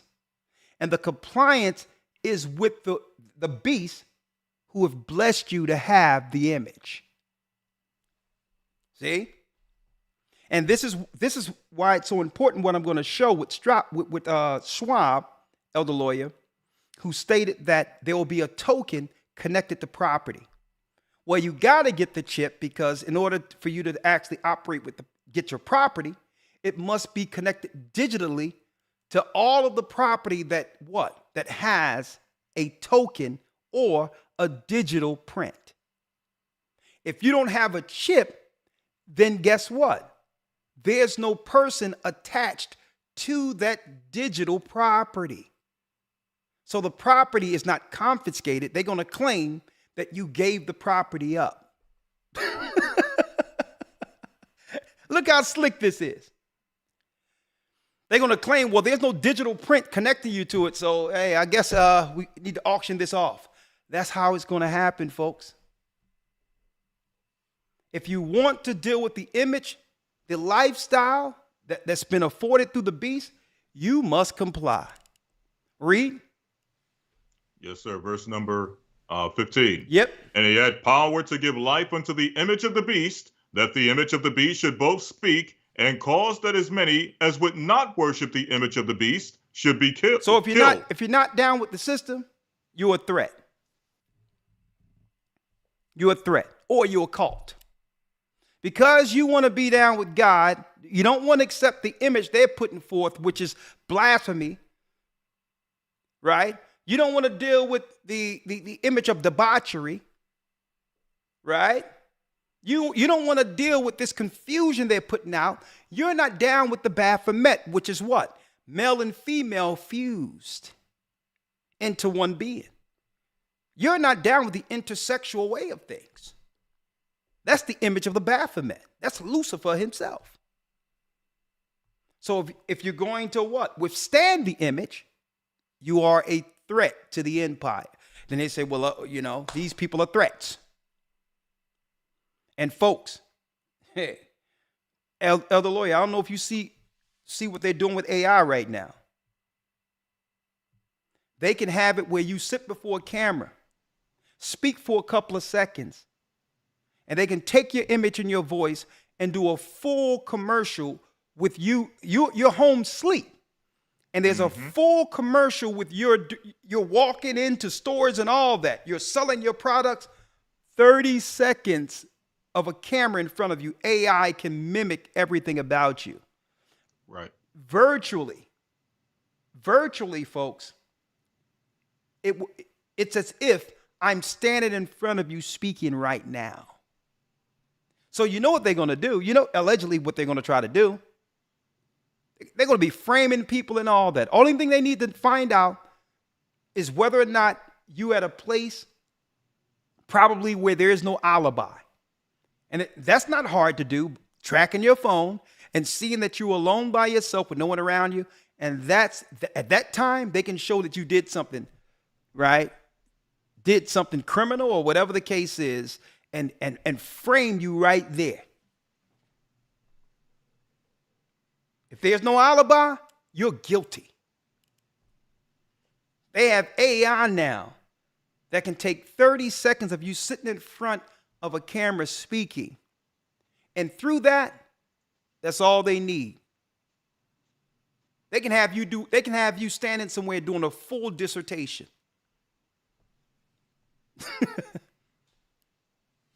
So here we go.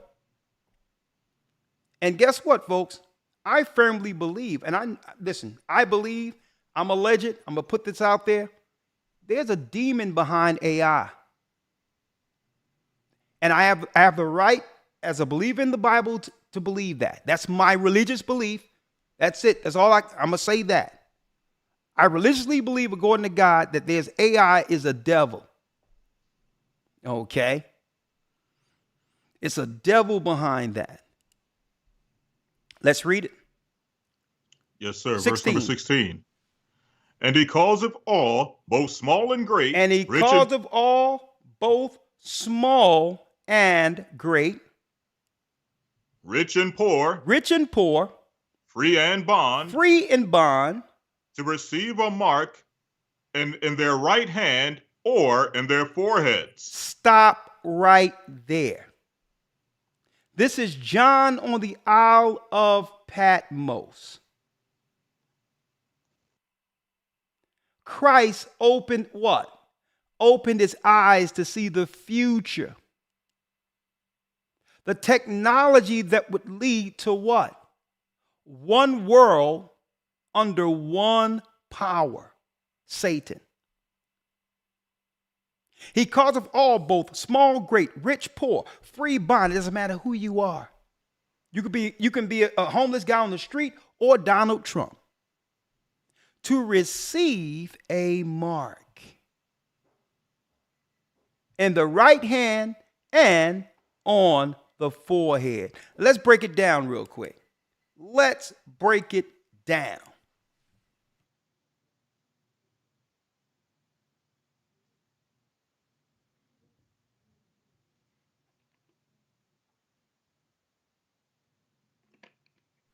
Now let's break it down. And then we're going to bring up Schwab again.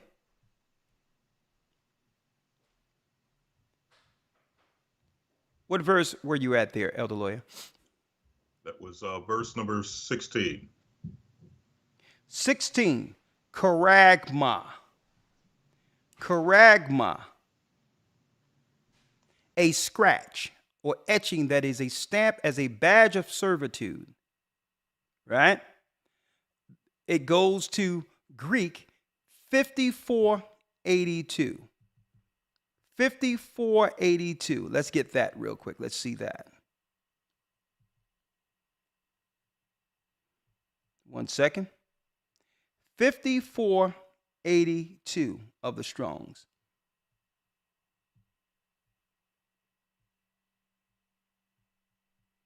One second. See if I can pull that up. But it's the etching of the skin as what? A badge of servitude, a perpetual slave to the system. A perpetual slave to the system. Right? And then when you go into the Greek, 5482, it's what? Carax. To sharpen to a point. Skin. The idea of scratching a stake, that means a point goes in. A military mound or circumvallation in siege, a trench. So it's a point that goes inside, according to the Greek. As if John is being shown a syringe entering the skin, administering a mark. Check that out. This is not conspiracy, it's prophecy. We are living in the last days. Products. People will become products. And then it identifies the people who will be behind pushing the system, if you can read correctly. Right? How do we know this? That no man might buy or sell, that's products, save he that had that mark, or the name of the beast, or the number of his name. And now it's giving us some insight on what people would be pushing this. Here is wisdom. Here is wisdom, verse 18. Let him that have understanding count the number of the beast, for it is the number of a man, and his number is 666. His number is 666. That's quite interesting. His number is 666. Let's see what an inverted hexagram looks like.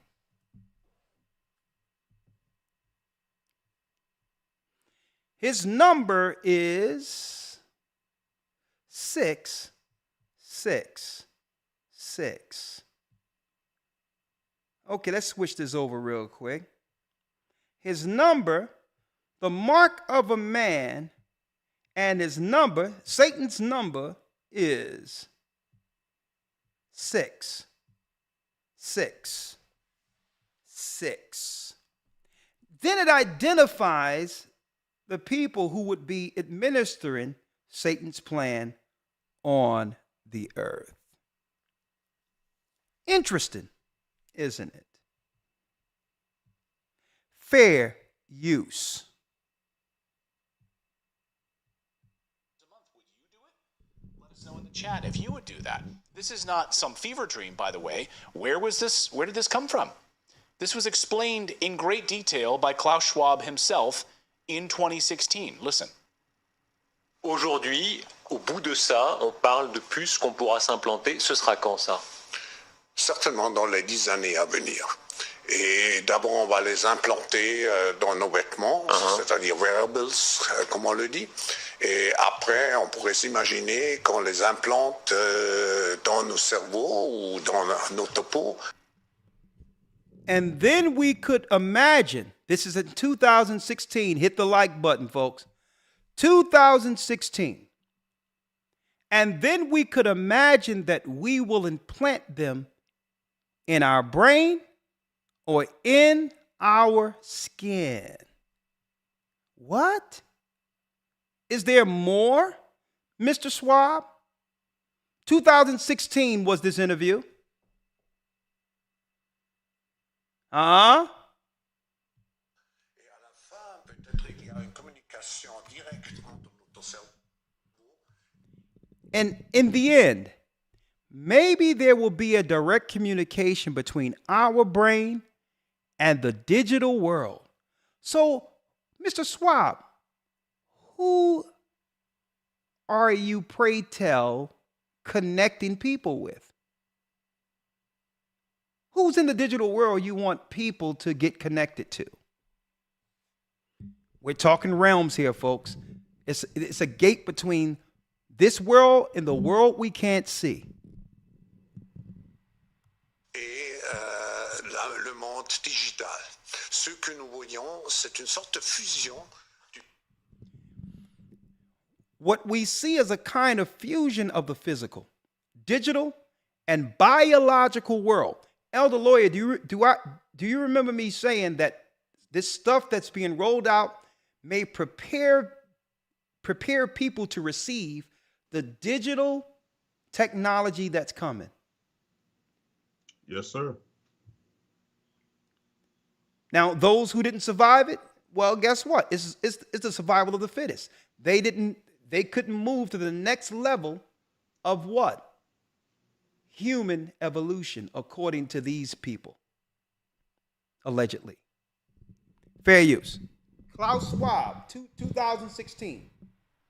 Du monde physique, digital et biologique. I need y'all to check that out, folks. Let me go back and play the whole thing.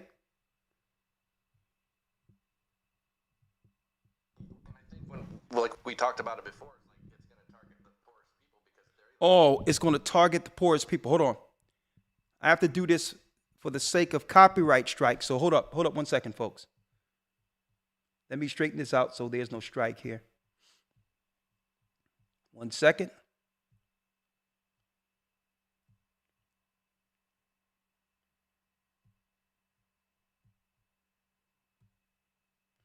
That's the one I want. Okay. Fair use. Fair use.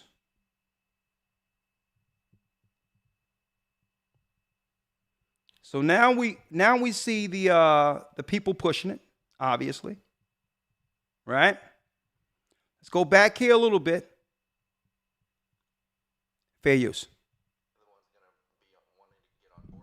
Because it's going to make life easier for them. It's like you get this stipend plus your income. This is going to make it easier for you. Yeah, I mean, that's the thing. I think this is going to work. This is how they will get people. We will put you on a universal basic income, and you will be given a certain set of parameters how you can use this income. And by the way, you're going to have to get a chip in your hand for tracking. That's how you will access it, right? And additionally, you will then you will be capped at certain purchases. Your carbon footprint will be tracked. What are you buying? Where are you going? And the idea, of course, that, this is only for purchases. We won't be able to track your physical location, your whereabouts. Really? Communication, how is it being tracked? Is it Bluetooth, near field communication? I just walk up and tap it against any kind of like a soda machine. We've already seen them rolling it out at different grocery stores. We see people in Sweden are jumping on board with this, wanting to use this on a regular basis. So there's people already electing to use this, wanting to use this. And they'll do this with the promise of basic income. $2,000 a month. Would you do it? Let us know in the chat if you would do that. This is not some fever dream, by the way. Where did this come from? This was explained in great detail by Klaus Schwab himself in 2016. Listen. Aujourd'hui, au bout de ça, on parle de puces qu'on pourra s'implanter. Ce sera quand ça? I'm going to translate here. I'll translate for you all.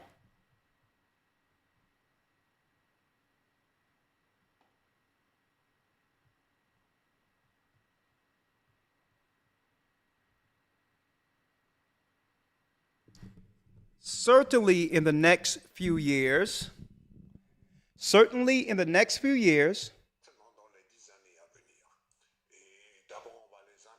and at first we will implant them in our clothes. So the people will have it in their clothes first.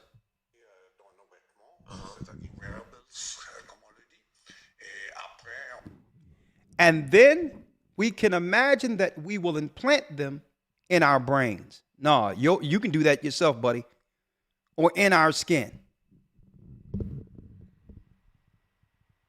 On pourrait s'imaginer qu'on les implante dans nos cerveaux ou dans nos topos. Et à la fin, and at the end, maybe there will be a direct communication between our brain and the digital world. You can't make this up. Peut-être il y a une communication directe entre notre cerveau et le monde digital. Ce que nous What we see is a kind of fusion of physical, digital and biological world. C'est une sorte de fusion du monde physique, digital et biologique. Digital and biological. What do you guys think? Am I the only one outraged by this? They want to inject this and to be able to control our monetary policy. I know this is a little hard for some people to swallow, but they are doing it, guys. I mean, this is what's coming out with this reserve currency. This will be, and I have to ask the question, I'll ask it again. Do you think they intentionally torpedoing the US dollar in favor of this currency? It makes it unattractive. And they want us to move away from cash to begin with. That's been the plan all along. But I mean, the writing is on the wall here, guys. I don't know. This is the kind of thing that I want to sort of put aside and be like, no, until I cannot any longer. Until they're knocking at your door. We're here for your chip installation. Right. Natalie, where's your hand? I guess I'm more prone to consider something like this after the pandemic. You heard her? Hey, they putting it together. They should have gotten the academy, Elder Lawyer. They'd have been known. But maybe, I don't know, maybe they'll subscribe. I'm going to check and see if they're subscribed to A Gathering 144 because it seems as if they're on to something right here. But anyway, Elder Lawyer. You have some people eyes wide open. Now, when I was coming up, I heard some people, they probably just didn't have they had a different understanding at that time. You had some Israelites saying that, as a matter of fact, I grew up under those. I was a general there. So we were teaching in the 90s that the mark of the beast was anyone working for the system. It wasn't an actual chip. And I noticed some of the same Israelites or groups or whatever the case is that wasn't speaking against when the jabby jab came, that made it an option, are the same people who has a question on what the mark of the beast is. So if you leave it as an alternative one way or the other without standing against it, then to some degree, these so-called religious leaders can become complicit. With the congregations who are trusting their leadership, this is something that you can't falter on in a time we're living in now. You can't up and tell people, well, I'm not sure whether or not of what this is. When people are depending on you, your aptitude and your connection with God to guide them in times of uncertainty. So if we learned anything during a crisis, people become wishy-washy who are confident otherwise when things are normal. What are they going to say, Elder Lawyer, when this is rolled out? And as Schwab said, he's seeking to do this. The interview was 2015, and they're right on course, he said, to have this rolled out by 2026. He said in 10 years, we want these things implanted in skin as well as the brain, from this interview of 2016. Right? So we're right here. Right. Next month, there will be, through Elon Musk and others, some type of demonstration near the end of August, right? Where the neural link, to some degree, is going to be rolled out. The neural link is connecting the brain to what? The beast. Well, they don't call it the beast. To a system. They'll be able to, Neuralink will be able, it's going to be this big miracle that can help in the medical field or what have you. And then after this, I believe, that's 2025. I don't know what crisis that we can look that they'll roll out. That's going to have everyone running to get microchipped as an eventual scenario sometime around 2026 if what he said 2016 is on schedule. He said in 10 years, we want brain chips and we want chips under the skin. And hey, I mean, why not? I mean, why not? Well, we're going to show you why not in a second. Get Revelations 14, Elder Lawyer, before I open up the phones. But if you listen to our brother and sister on the morning show, getting chipped by the beast is nothing but a party. Fair use. Of course, you're going to want to do it after this. Of course. Why not? Look how happy they look. See? I love this big board. Oh, topic. yeah. Oh, yeah. It's a That's why you big came move back. at an office that could change the way a lot of Americans work. A tech company in Fair Wisconsin is offering to implant tiny microchips into its employees. Not just the chips could allow people to unlock office doors, make purchases. Rebecca, come on here. So many questions about this, Robin So and many. Michael. Good morning. We asked a lot of them. This is the first American company to ever try this. 1 week from today, many of the employees, including the CEO, will voluntarily have the microchips implanted into their body. Oh, isn't it? Listen, nothing can be wrong with this. Look how happy she looks. Look at this. The Stepford Wives. And they're calling it, I'm not kidding here, a chips and salsa party. Oh! This morning, like a scene straight out of 007. So you can keep an eye on me? Employees at one Wisconsin tech company, 3 Square Market, willingly making that fantasy a reality, implanting their own bodies with microchips. What did the employees say when you brought this idea to them? Half of them actually within 5 seconds says yes. CEO Todd Westby, along with 50 of his 80 colleagues, even his wife and kids, preparing to implant these chips, the size of a grain of rice, between their forefingers and thumb. Elder Lawyer, they want to invite you to a chip and salsa party.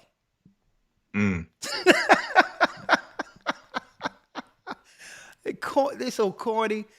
They're gonna call it a chip and salsa party. They think this is funny. Right.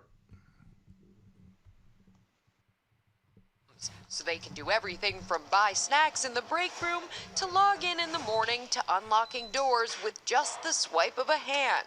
What did it take to persuade the holdouts? Basically, we had to explain to them there's no tracking of the information. It's not GPS or anything like that. Yeah, Elder Lawyer, you don't have to worry about the GPS feature being turned on. You don't have to worry about that. You can totally trust that they'll make sure you're not tracked. Okay? I mean, you can trust them. They're honest. You know? The radio frequency technology in the devices, approved by the FDA. Oh, yeah. The tattoo shops are going to have these too. Right? They're going to roll them out. The same people. Because don't forget, during the stuff a few years ago, tattoo shops, they were opting in to get that thing done. Right. Will be inserted with a small needle by a licensed technician. Some internet experts warn that the convenience could come at a cost. Many things start off with the best of intentions, but sometimes intentions turn. We've survived thousands of years as a species without being microchipped. Is there any particular need to do it now? Participation is optional, and some are holding out. There's always the fear of infection, so it's the unknown right now. But many are excited to... Infection? Is that our concern? What about burning in hell for an eternity? She's talking about in fear of infection. We're going to show you the infection. If you're looking, man, we're going to show you the infection in Revelations 14 in a second. To give the new technology a try. I think it's kind of cool. Just pop it up there and it'll work. Just pop it up there. It's that simple. So to give you a sense, here's a grain of rice. The chips will be inserted like this grain of rice right here between your thumb and your forefinger. And most of the employees have opted in. It is voluntary. One size fits all, I guess. Now, what happens if you get the implant and then you're like, I don't want this anymore? So they told me, in case this happens, you pop it out. You literally push it out the way you would push a splinter out of your hand. Yes. Okay. Are you on board? No. The brother said, he put on a Bullwinkle hat and said, to the no, no, no.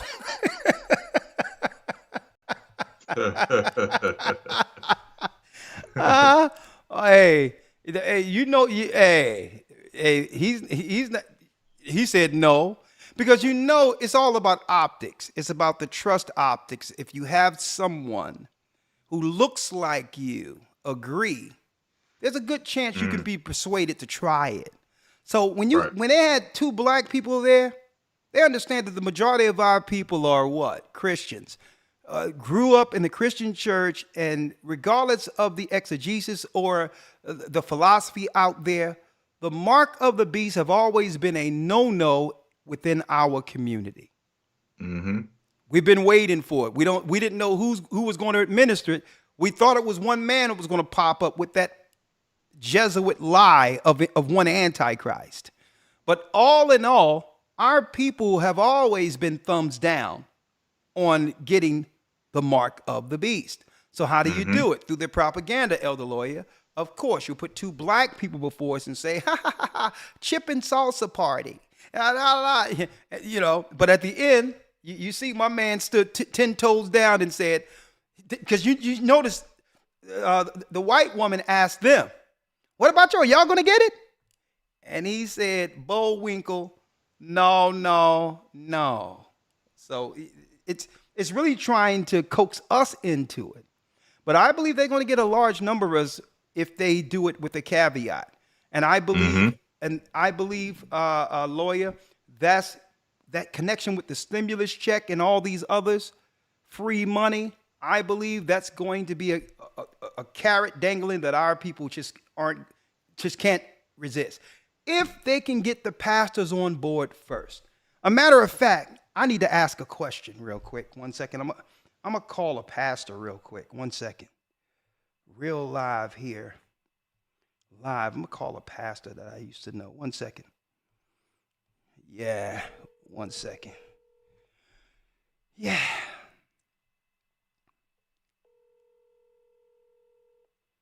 Hey, Bishop. Hey, Nash, I got a question for you real quick. If the government came to you and said privately they'll give you $2,000 a month, right? $2,000 a month, free money, and it'll be attached to your bank account or whatever the case is, and you can always spend it by swiping your hand at a supermarket. Would you get a chip injected in your hand if they offered $2,000 a month for you? Almost said H, Huh? I would say H, and get out my face and talk to that young. Yeah, and you would make sure you tell those in your congregation the same. You'll do a Bullwinkle on them. Hell to the no, no, no is what you're saying. That's what I would do. My brother from the same mother. Talk to you soon. All right. All right. Hey, we even got pastors on board. They waking up. That's right. Hey, that was a pastor live. Hey, listen, you can say what you want, but you know what? I believe that the government is going to tighten the screws. It could be during a serious crisis where it's the perfect storm that will force people into doing it. Right? Suppose it's a thing where it's a perfect storm, Elder Lawyer. A lockdown. The same time the lockdown is happening, there's stuff that's being administered again, right? Jobs are not allowing people into their businesses. Bills are piling up, right? And then when it comes to whatever disease or whatever that's working, now they're getting the schools involved saying that, listen, you're unfit by not making sure your children are good. So because of this, we're going to step in and cut off any subsidies you might have, such as SNAP, welfare, Section 8. You must comply or you're out of here. And you'll be able to do it privately without anyone knowing. So I'm going to revisit this conversation with him later because, I had a bone to pick with some of the pastors during that time when everything was shut down, where they thought as a viable option to keep things going to allow the government into their buildings. Now, and the reason why I had a problem is you can do what you want as a pastor. It's up to you. My problem is, elder lawyer. Hold on. Here's my problem.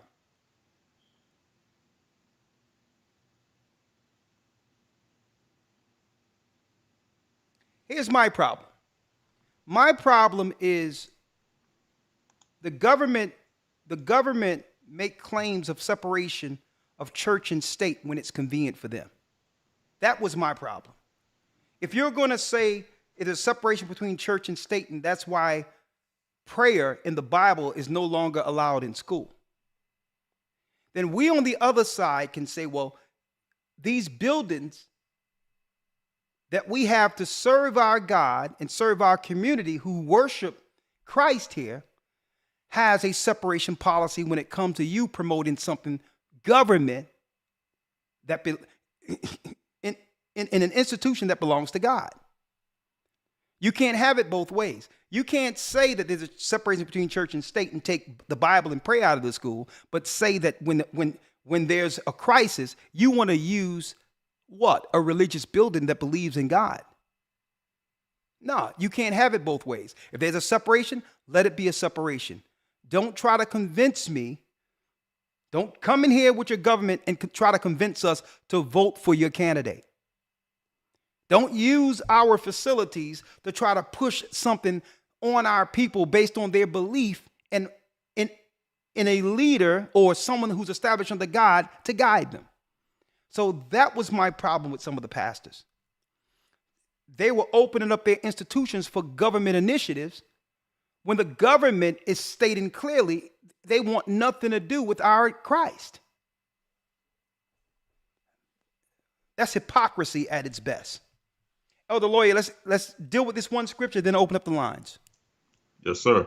Let's get it. Revelation 14:9. Let's see if the woman have more to worry about than an infection. Yes, sir. All right. Revelation chapter 14, verse number 9. Okay, let's get there for the folks here, for my brothers and sisters. Right? All praises here. We're in the Bible now. Let's see if she have more to worry about than an infection. Revelation 14:9. Let's read it. Revelation 14, verse number 9.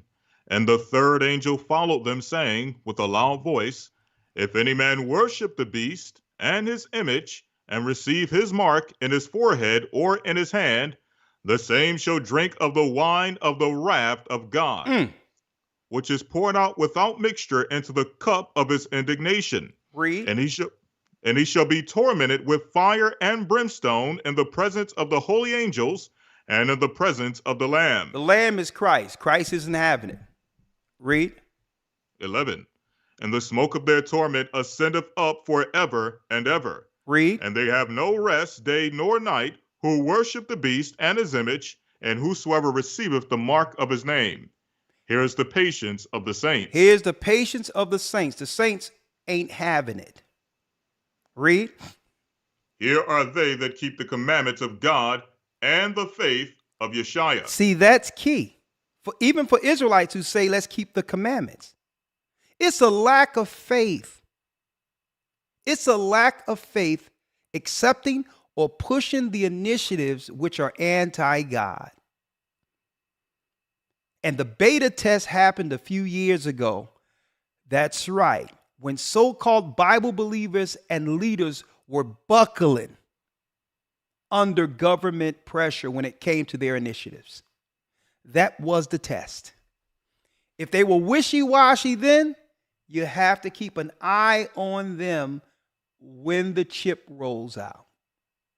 I'm going to tell you this right now. So you can't claim that I'm following the commandments, but then you show forth a lack of faith during a time of crisis. Right? Elder Lawyer, anything you have to say before I open up the lines? Because this is what I need to know. Someone says 501c3. Let me make it clear. Those under 501c3 didn't have to comply to that. Right. Okay, they didn't have to comply to that. Now, we're not 501c3, but I understand what 501c3 status is. Okay? You could have had 501c3 and not opted into none of that. You could have just kept your doors closed. Or, believe it or not, you could have actually kept your church open. You could have kept it open. I know many pastors kept their church open all the way through the whole thing. Through the pressure and all that. They had measures in place, but still they kept it open. So no, 501c3 doesn't make it where you're forced to do what the government says. All right? No, it doesn't do that. Right. Okay? It's more so a tax status. So that a church or a nonprofit can operate as a nonprofit without having to worry about the tax.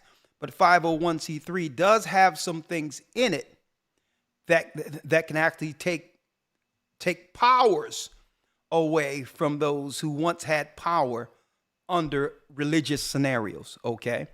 They have committees and all these other things that can circumvent the pastor within these new guidelines, all right? So, no, don't believe that. 501c3 is just a status, okay? Right. It's just a status. There's many pastors on the 501c3 who didn't participate in anything. They had a stance with God and stated, well, okay, all due respect, I follow the laws that be. I follow the commandments outright. But all in all, there's a separation between church and state. Okay? And guess what?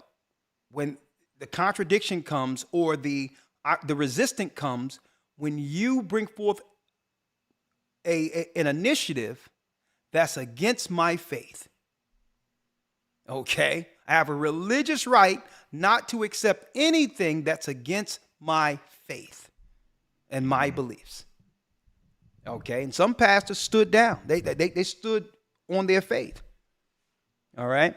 Now, some others believe that, the jabby jab at that time was the mark of the beast, and they withstood it for that. But I stated from the beginning, no, that's not the one. But guess what? What I'm seeing, everything being put in place, is actually priming the pump for what's to come prophetically in the future. 515-605-9327. Will your family members get this when it rolls out if it's a guaranteed $2,000 a month?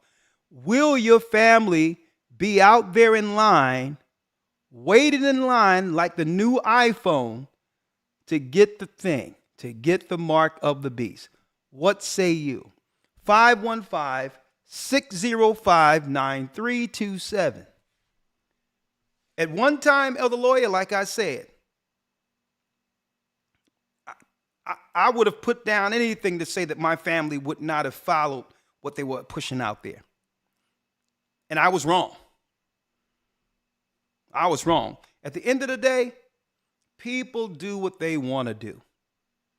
Mm-hmm. And after I seen how people acted out and people didn't believe anything but what they were seeing on television. At that time, I realized the world is in serious trouble. The majority of the world is without faith at all. And I'm talking about people who claim to believe in Christ. So I've seen it with my own family. I know for sure. I could think about 20, 30 people. If they say $2,000 to get chipped, guess what? They'll be there. They'll camp out. They'll be there 12 midnight. And I dare you to jump the line. I'm going to tell you, I know about 20 of my family members that'll be there, they'll hold place. Okay, they'll be there and be on the phone with others saying, listen, I got 3 spots I held for you. Mm-hmm. 515 605 9327. Yes, yes, yes, yes. And for those who missed it, we can talk about it. All right. To do a recap, I started off real quick. For those who missed it, I started off with showing the purge first. I showed the purge first. DMX, heart attack. The purging or the prophecy of people just falling out after the so-called, after the lockdowns. Let me put it that way. A lot of deaths out of nowhere for high-profile people.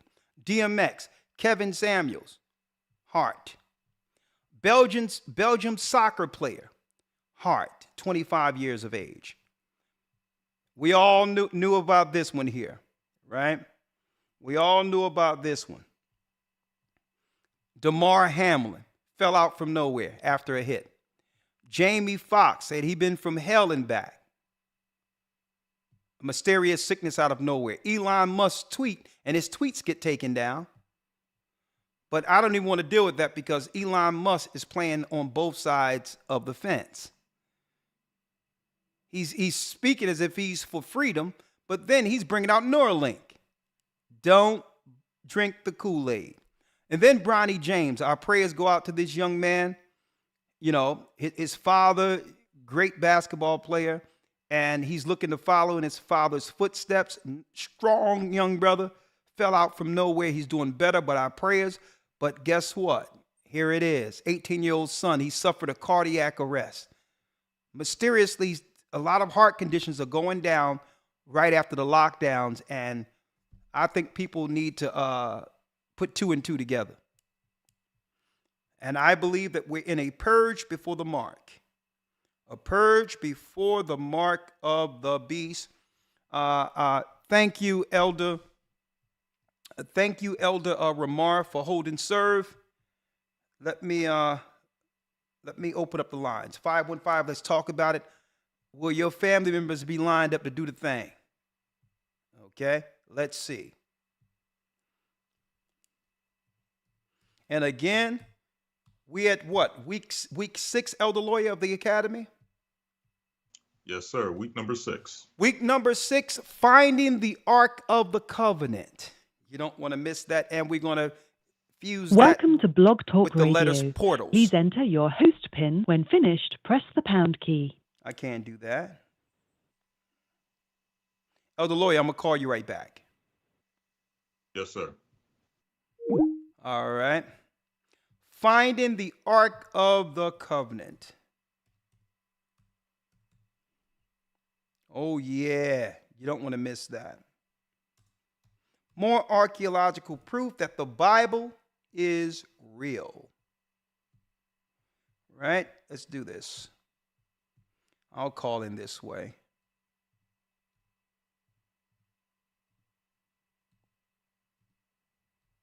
And if you're interested in getting in our academy, just go to historytimes.org. You don't want to miss it. This has been the best academy to date. Hands down. Archaeological proof, charts, everything. You don't want to miss our academy. Nothing like it on earth. Blog Talk Radio. Welcome to Blog Talk Radio. Please hold and you will be able to listen to the show. Okay, I'm adding lawyer now. Unmuted. Okay, we have Steve who's live in the place. Elder Lawyer is back with us. Steve, the floor is yours. The purge before the mark is the topic.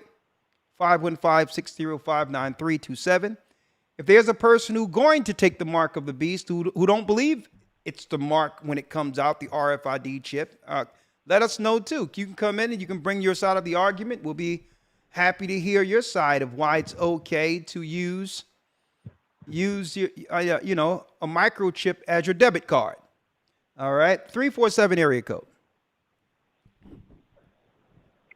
Shalom, Elder.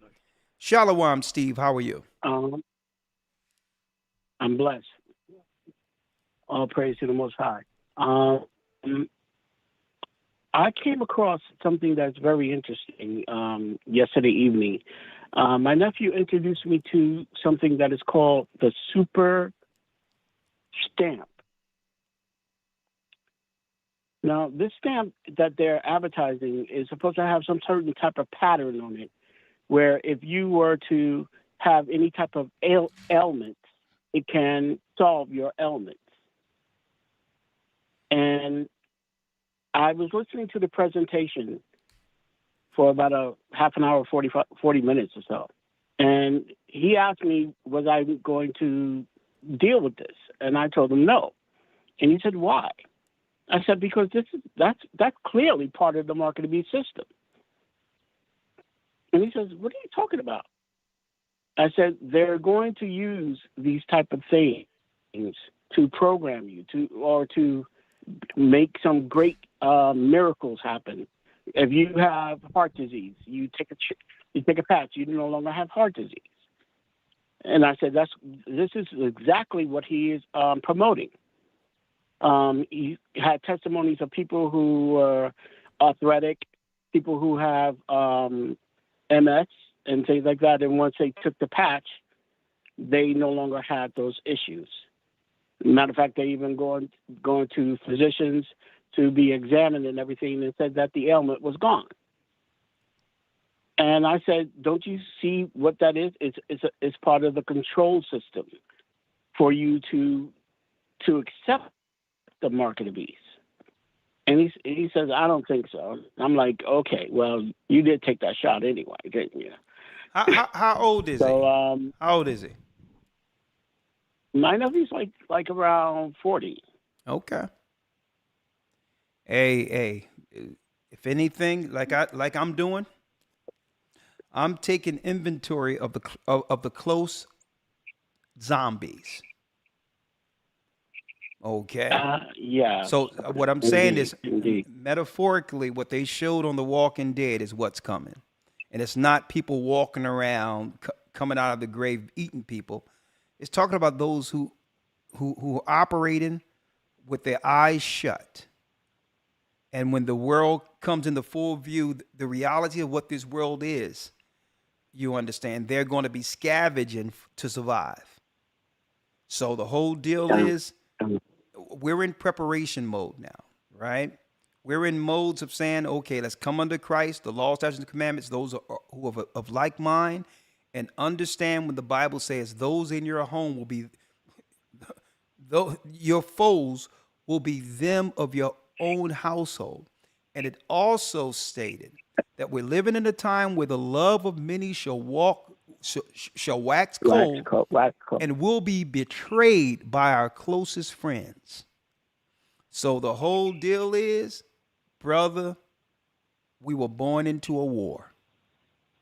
And this, I'm going to tell you what's a shame. I'm going to tell you what's a shame that I'm recognizing after traveling the whole world. You have a bunch of white people that are more prepared for what's coming than our people. Indeed. And see, and this is I see that. Yeah. Not to say some of them are walking around bumping their head all over the place too, totally blind. It's not all, but if you're looking at a percentage, there's more of these other nations in tune to understand what's going on, and are actually putting measures in place to survive. In comparison to our people, I mean, the numbers are drastic. You understand? And it's deep because are you in the academy? Yes, I am, sir. Yeah, you notice we were talking about the Constitution and the fact that has been one of the greatest obstacles of the elite, having that Constitution in place, and they're trying to redirect and do things to try to chip away at those rights for those who are under the Constitution. Well, a lot of people don't even know that the Second Amendment, when it comes to protecting yourself, is actually a law that's laid down by Christ himself. Did you know that? No, that I did not know, but let me read this. Go ahead. Go ahead. Say what you got to say. Please. But they already have a plan in place to eliminate the Constitution and everything. With the next, what is it? Emergency. The World Health Organization is going to remove all the laws and statutes and everything, and come in with their own control. Well, I know what you're talking about. It's not really getting rid of it, but under an emergency declaration, they're able to circumvent the legislators to roll things out, which is an end around the legislative branches of the government. I know what you're talking about, but it's not going to be them getting rid of the Constitution more so than circumventing it. Let me read this for you real quick. Where it says, 1 second, where Christ said, sell your cloak and get a sword. Elder Lawyer, grab that for me real quick. Hold on 1 second, all right? Yes, sir. Yeah, I have it. Luke 22. Listen to this. Second Amendment. Now, a lot of us believe that this was the so-called founding fathers who drafted that. But a lot of the laws that's in the Constitution came from Bible precepts to protect believers' sovereignty. Look at this right here. This is Christ himself. So if they wanted to disarm what you would call citizens who aren't criminals, folks, that's anti-Christ. Let's read this real quick.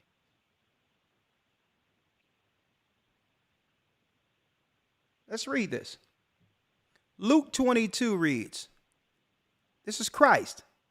And he said unto them, when I sent you without purse or scrip and shoes, lack ye anything? And they said nothing. Then said he unto them, but now he that have a purse, that means you have money, let him take it, and likewise his scrip. And he that have no sword, let him sell his garment and buy one. Let him sell his garment and what? Buy one. Folks, a lot of you don't even know that a lot of these constitutional rights are biblical.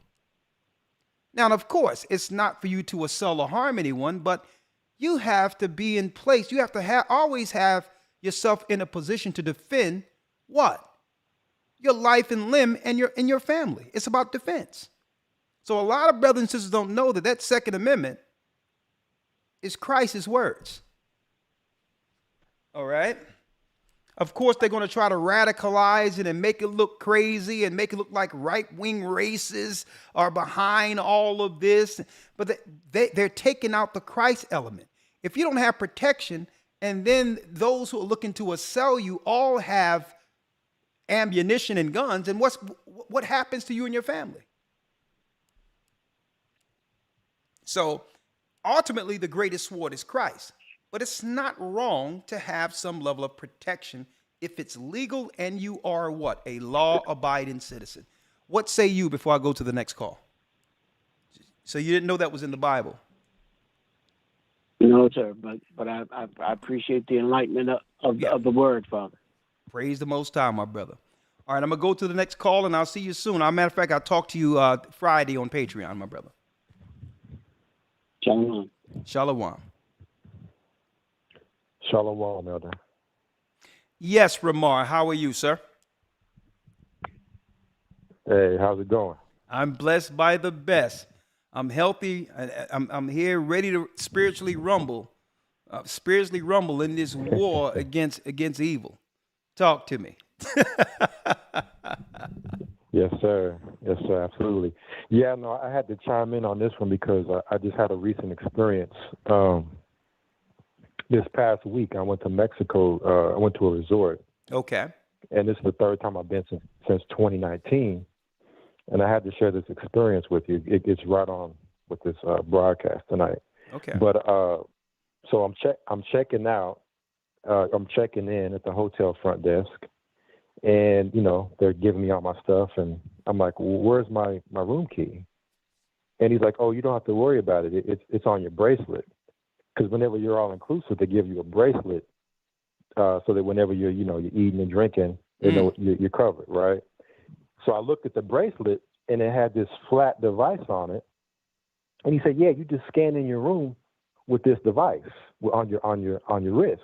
And then every time that you would eat anything or drink anything, you had to scan. Even though it's all inclusive, the waiters and the waitresses carried around these tablets with scanners on them. And then when you go to scan for what you ate, they're keeping track of everything. It said RFID signature. It said it on the tablet, right? And so real time, it's hitting me, and I'm like, whoa, because just this month, July, FedNow just launched the pilot program for the central bank digital currency, right? So I'm tripping on that, like, okay, well, the next thing is they're going to incrementally start to crash this system so they can segue over to the new digital one. At the same time, you have Elon Musk rolling out, getting FDA approved for Neuralink, right? And so I'm putting all these things together real time. I'm like, I got to get with the elder, tell him about this. But you do the broadcast tonight, and then here it is, the WEF talking about they're about to roll out the universal basic income with the RFID in your hand. So I'm just like, whoa, like this thing is we're here. Yes. And the crazy part of it is, elder, I had to catch myself because it was so convenient to be able to just go to my room and just scan in. And when you're dealing with hotel cards, you got to keep up with them. You can lose them. You got to reach in your pocket. You got to try to locate it. You have to worry about none of that. You just scan in, and then every time you go to, get your food or your drink or whatever, you just scan. Everything is just all in the scanning of the wrist, and it's all convenient. And I'm like, you know what?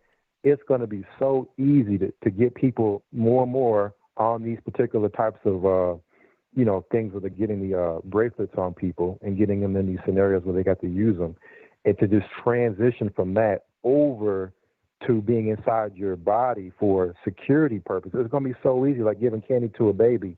Once you've had the forbidden fruit, right, it's going to be hard now to say, I'm not going to do that. It's going to be, like you're saying in this broadcast tonight, it's going to be a smooth transition over to have people just take the mark. Yeah.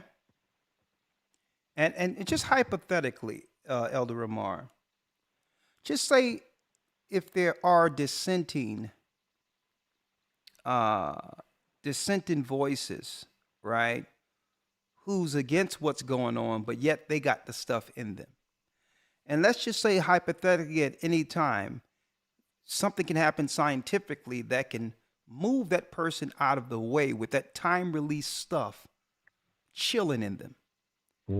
That's a way of warfare without actually sending one soldier, anything. So that's why I went into this purge thing, leading to the mark, because who knows what technology they have to get those out of the way, who they deem a threat, who volunteered, who opted themselves into their stuff. Let me put it that way, loosely. Now, the next thing I wanted to say, and thank you, Elder Ramar, the sister had a good question. She says, I thought it said that the weapons of our warfare are not carnal. She's absolutely right. The weapons of our warfare are spiritual. So was Christ's weapons against evil warfare. It was spiritual. Christ was the most spiritual they come. But he told the disciples to sell their cloak and get a sword, not for them to go to war, but to defend themselves. And the example I can give you is that the weapons against your warfare is not carnal. You may not have a tool or a gun in your home. Okay, it's up to you.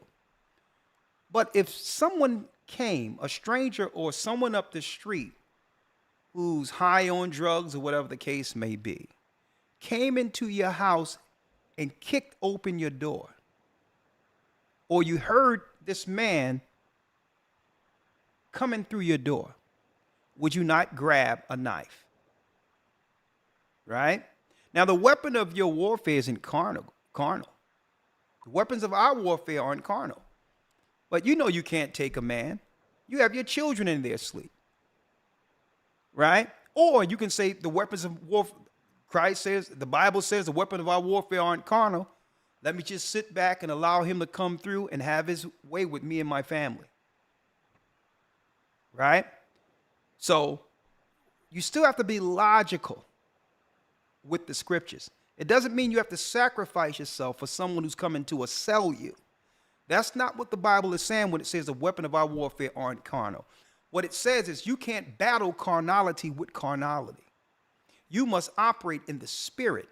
That's an entirely different subject than having some defense for you and your family. Two separate topics altogether that shouldn't be intertwined. All right.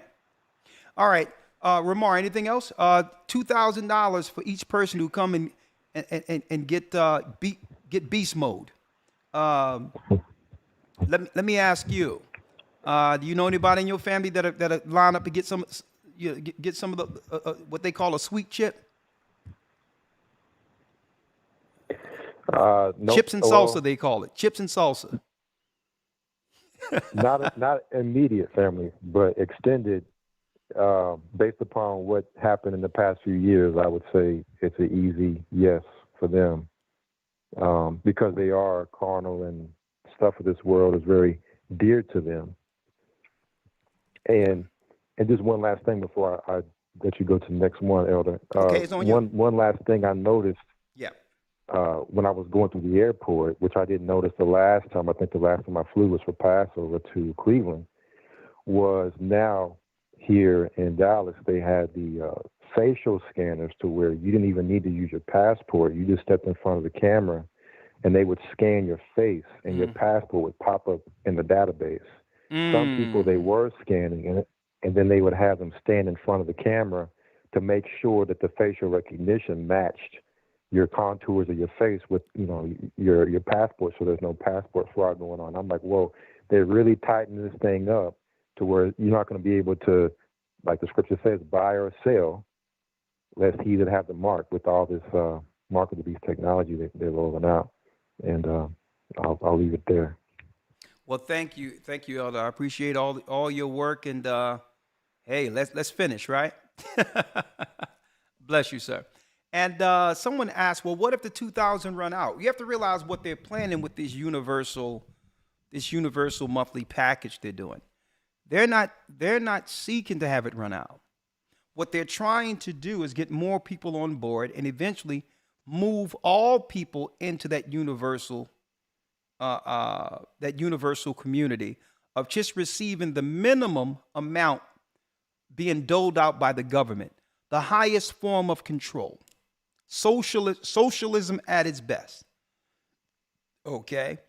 And all in all, it's really, when you look at it, as far as I'm concerned, it's rooted in Marxism, and it takes away ambition. One thing about capitalism, it comes from the old adage, that's right, you eat what you kill. How ambitious you are is how much you can actually grow and accumulate more for your family.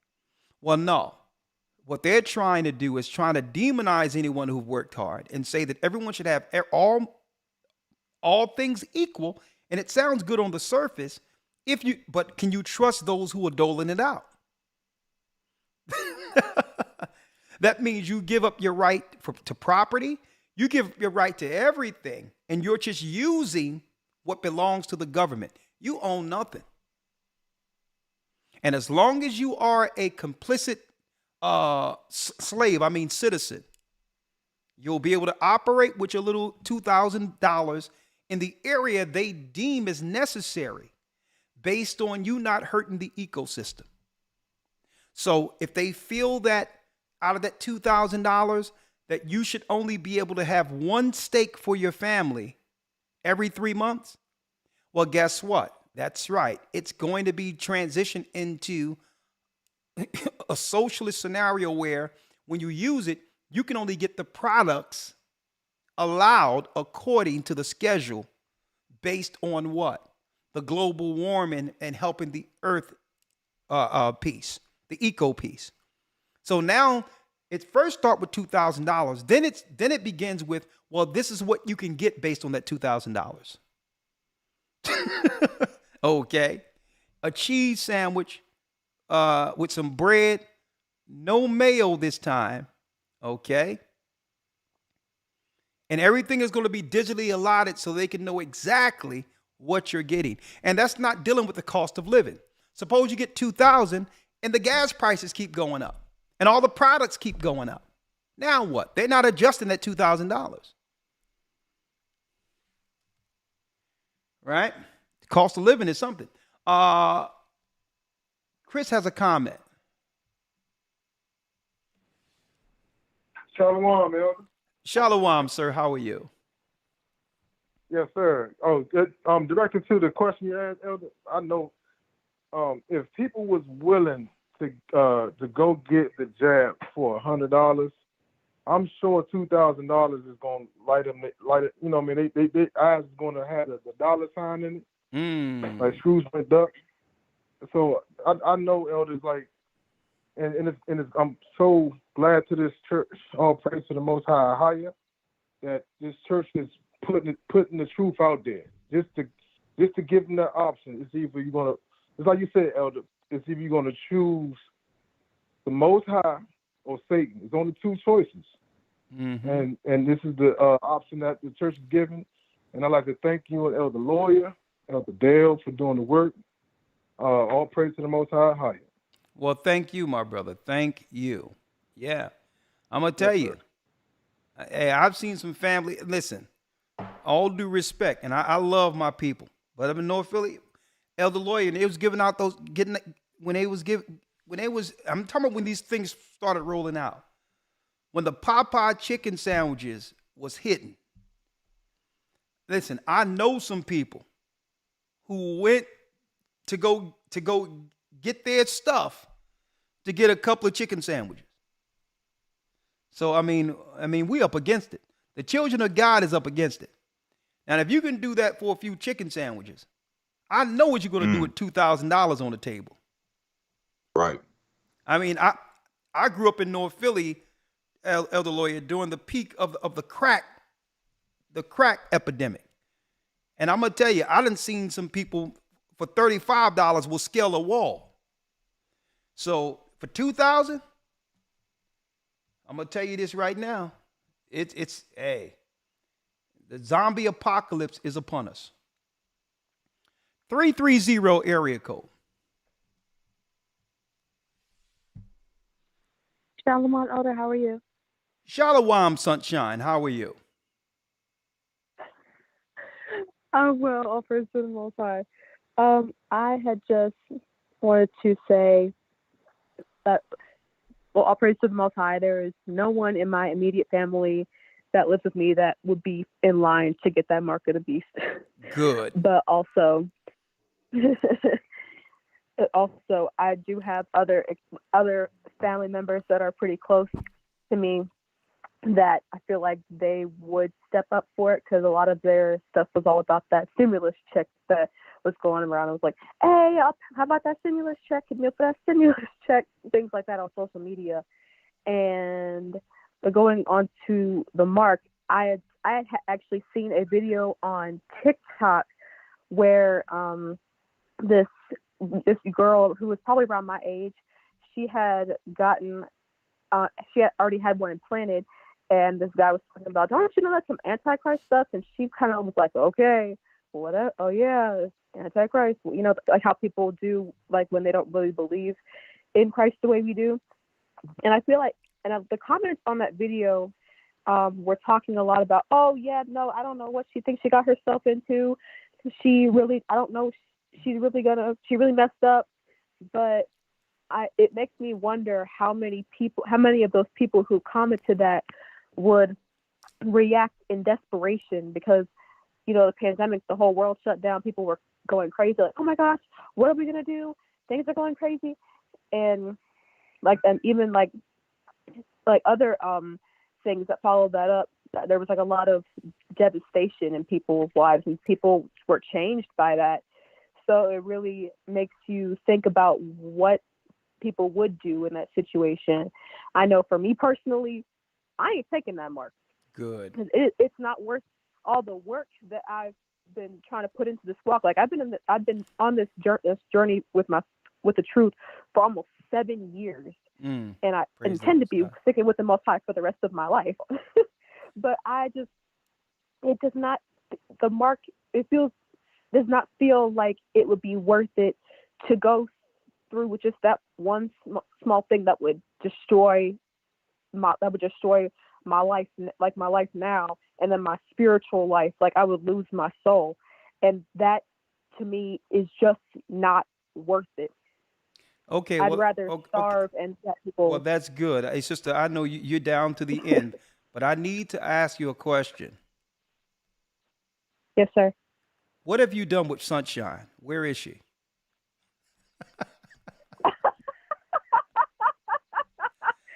I don't know Sunshine. They've cloned Sunshine. Really? I'm like, hold up, but she's not in the basement tied up, is she? Who's this? No, sir. No, it's funny you say that because I'm with the Cleveland congregation, and I have a couple of my brothers and sisters there that we're talking about. You sound like Sunshine. Oh, okay. All right. But if you see her, tell her I said hello. Okay, so you tricked me. I knew you were in Sunshine. All right. All right. See you later. No, sir. My name is Sayakwa. Oh, okay. Stop playing with me. Hey, we love Sunshine here. I'm like, who cloned Sunshine? All right. All right. Shalom. All right. I'm like, Shalom, Elder. Bless you. All right. Don't be messing with our people now. Okay, Kmar has a comment. Shalom. Shalom. How you doing, Kmar? I'm blessed by the best, and his name is Ahaya. All right. How are you? Oh man, I'm so blessed. I just wanted to say, there is a cartoon. It's an animation that I'm going to send Elder Ramar's way. It's called Beyond the Reset. If you haven't seen it, it's on BitChute. It's called Beyond the Reset? Yes, sir. Okay, let me write that down. It is so good. I'm going to write that down. Well, no spoilers because I have to see it. Oh, no, I'm not even going to spoil it for you. But I'll tell you what, if you can give us an overview of what to expect. It is actually an overview of what to expect during the reset. Now, we just had a reset a few years ago. Are you talking about another reset? Because there's other things I wanted to cover. There's other things I wanted to cover, like these mosquitoes that was released a few days ago, where our people was out having a picnic. I mean, we was out just, and mosquitoes they actually was filming and saying a helicopter came by and have released mosquitoes on us, some bugs. And yeah, so I'm going to talk about that Friday too, because in the same area now that these so-called things were released allegedly, they're now reported in the news that there's a strain of West Nile virus in that same particular area. So, I mean, who knows what's being, these are things that are actually, you can look this up in the news yourself. The news had to respond and say, there's no killer mosquitoes. There was bugs released. Well, the people didn't say they were killer mosquitoes. They're saying that they, a helicopter went by and they looked up. There were mosquitoes everywhere. So I got to look into that too, because are you saying a new reset based on what's to come, or a continuation from that reset all of us just came out of?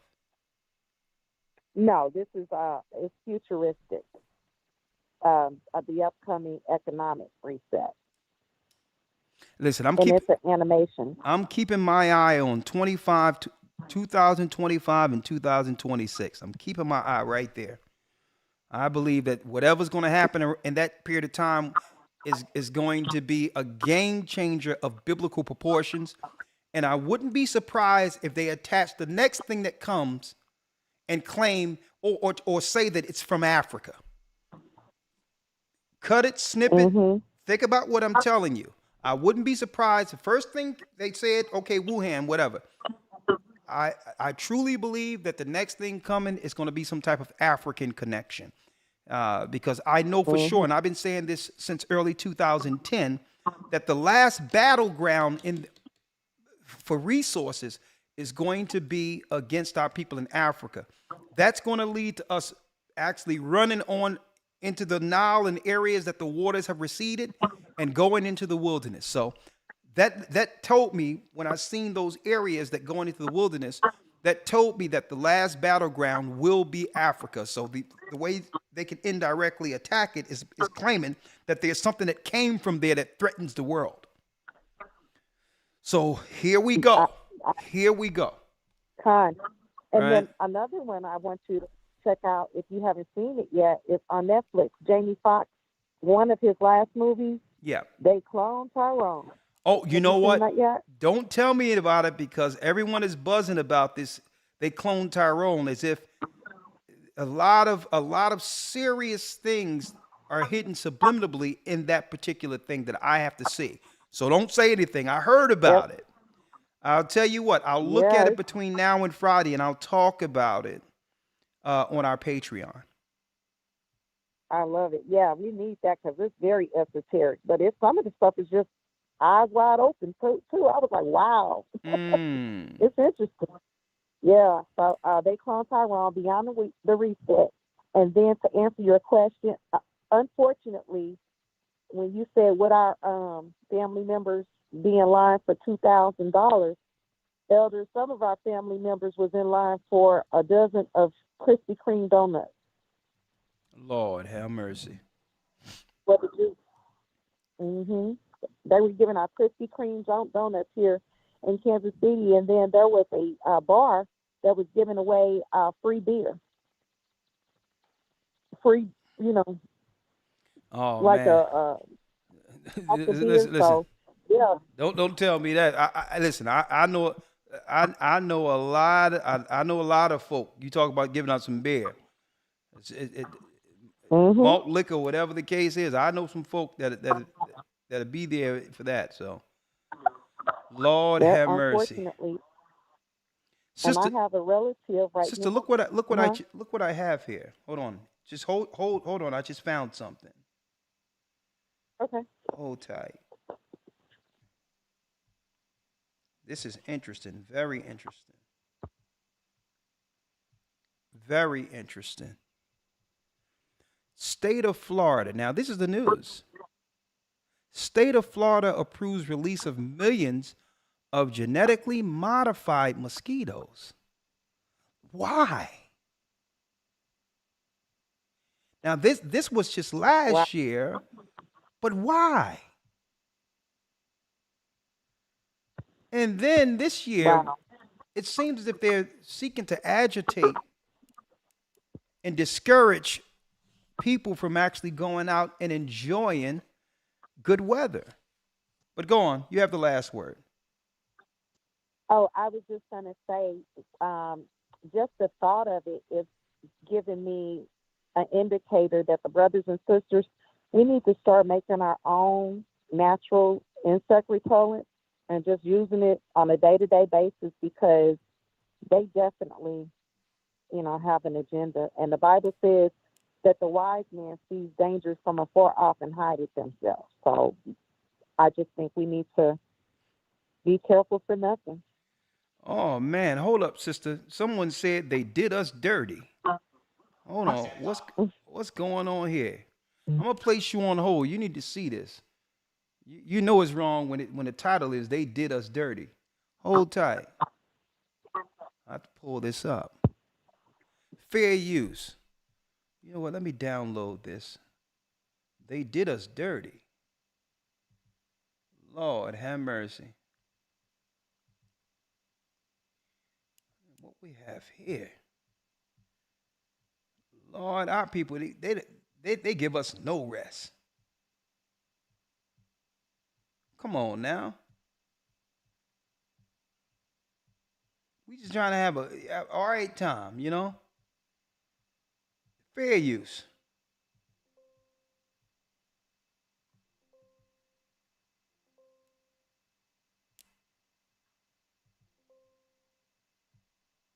Hold on.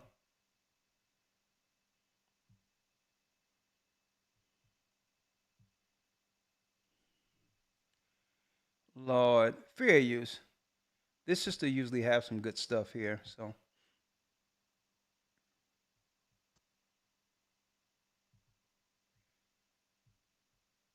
I'm not going to be on late tonight, y'all, so.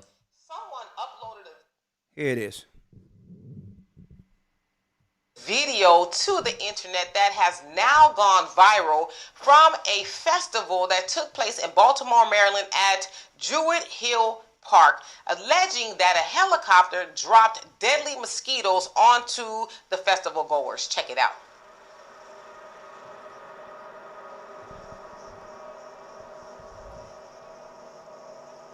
In Baltimore.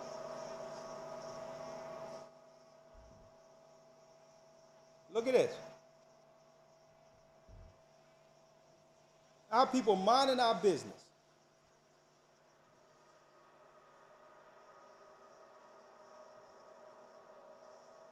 Look at this. So as you saw also on the caption, it said, helicopter released deadly mosquitoes in Baltimore, Maryland, AFRAM 2023. Then it goes on to say, Baltimore, I can't believe y'all did us dirty and released those bugs on us. So again, the allegation is that the city of Baltimore dropped deadly mosquitoes on people who were at the festival. Allegedly. Boy, we can't get together and do nothing. They're like, yeah, I know what we can do. Let's break this thing up. Like, where do you find mosquitoes to drop on a picnic at? I mean, to drop on a festival. I don't know. Where do you find these things? Huh? I wonder where we can find these. Huh?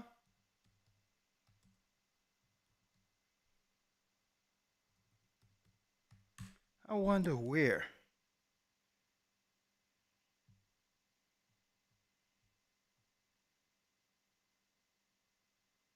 You know what? I don't even know if I can show this. I can't show this. I'll wait to Patreon. Because every time I connect things to who's doing it, something happens to this page. So, next call. I'm gonna use it to Patreon. Because I know a guy been running around with some glasses playing around with mosquitoes. But I can't talk about him on this particular platform. But I'll wait till Friday. Let's see here. Barazai has a question. Let's see. Hello. Kyrie, I have you. Hello? I have you next, Kyrie.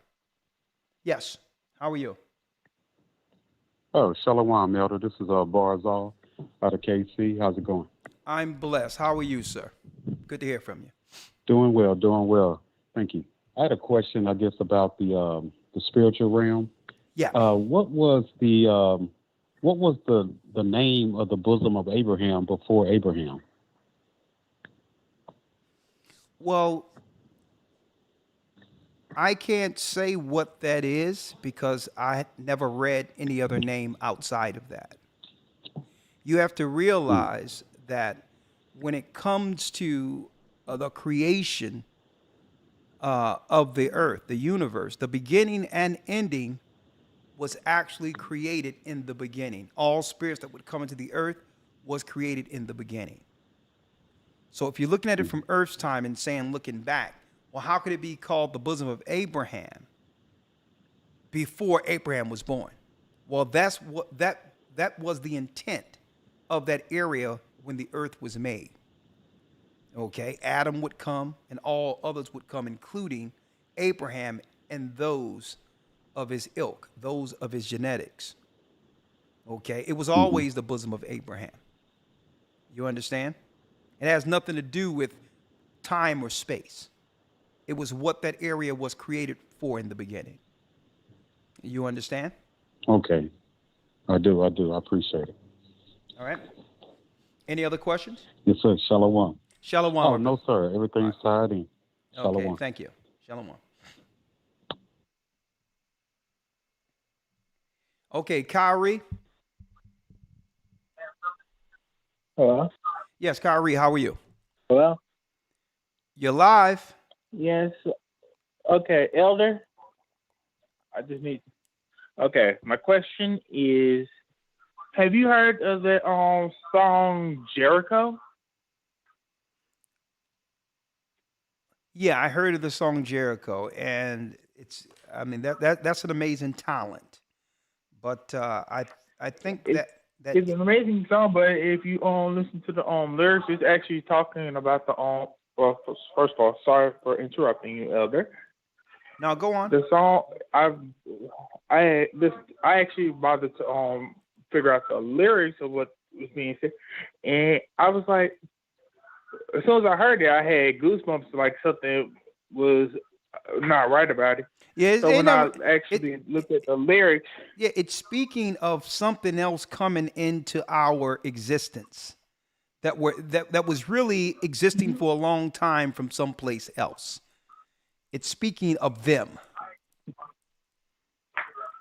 Mm-hmm. Yeah. I was wondering if you knew about. I wondered if you knew about that. That was my question. Oh yeah, it's a and shame. My comment was, it's a shame because the musical, I would say, harmonies and the way the song is attacked is on another level when it comes to talent, when it comes to actually conveying his artistry. I mean, it's on a level when it comes to the song, but what he's saying, believe it or not, that cosmic idea have been out there for a long time. In the 70s, when brothers was running around with those platforms and spaceships and coming from another planet and all that whole cosmic music genre once existed in like the 70s. But he came back with Jericho that had the same message, but it's really up to date more so about this cosmic being entering our realm, Satan. Yeah. Yeah. Right. And my comment actually has to do with around the teenage and the children's entertainment section, which for me, back when I was a teenager and a child, I watched cartoons and anime, and one of those I ran into was Full Metal Alchemist, and that actually made that off the flip actually made me look at the Bible, and I was like, for some reason, this seems to get a parallel to it. They tried to exterminate an entire race, and then they used them as materials for something otherworldly, and that was their plan all along. Then they even double-crossed their own country that they built. Well, when it comes down to it, when you look at the story of Jericho, it was about the seed of Nephilim rebuilding their city on our land. And when Joshua and Caleb, when we marched around there 7 times, the wall of Jericho came down, the Nephilim were destroyed, and many of them ran into Mount Seir. Now, when you hear the song now, the Nephilim has returned. The spirits of the Nephilim has returned.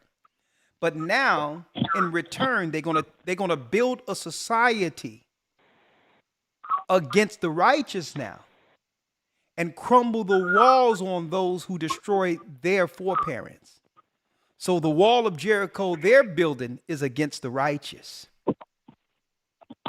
As a revenge against our people who brought down the walls of Jericho.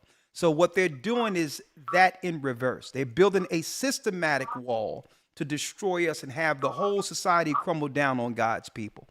That's what they're saying in the message. But we all know they lose. Thank you, my brother. Sure.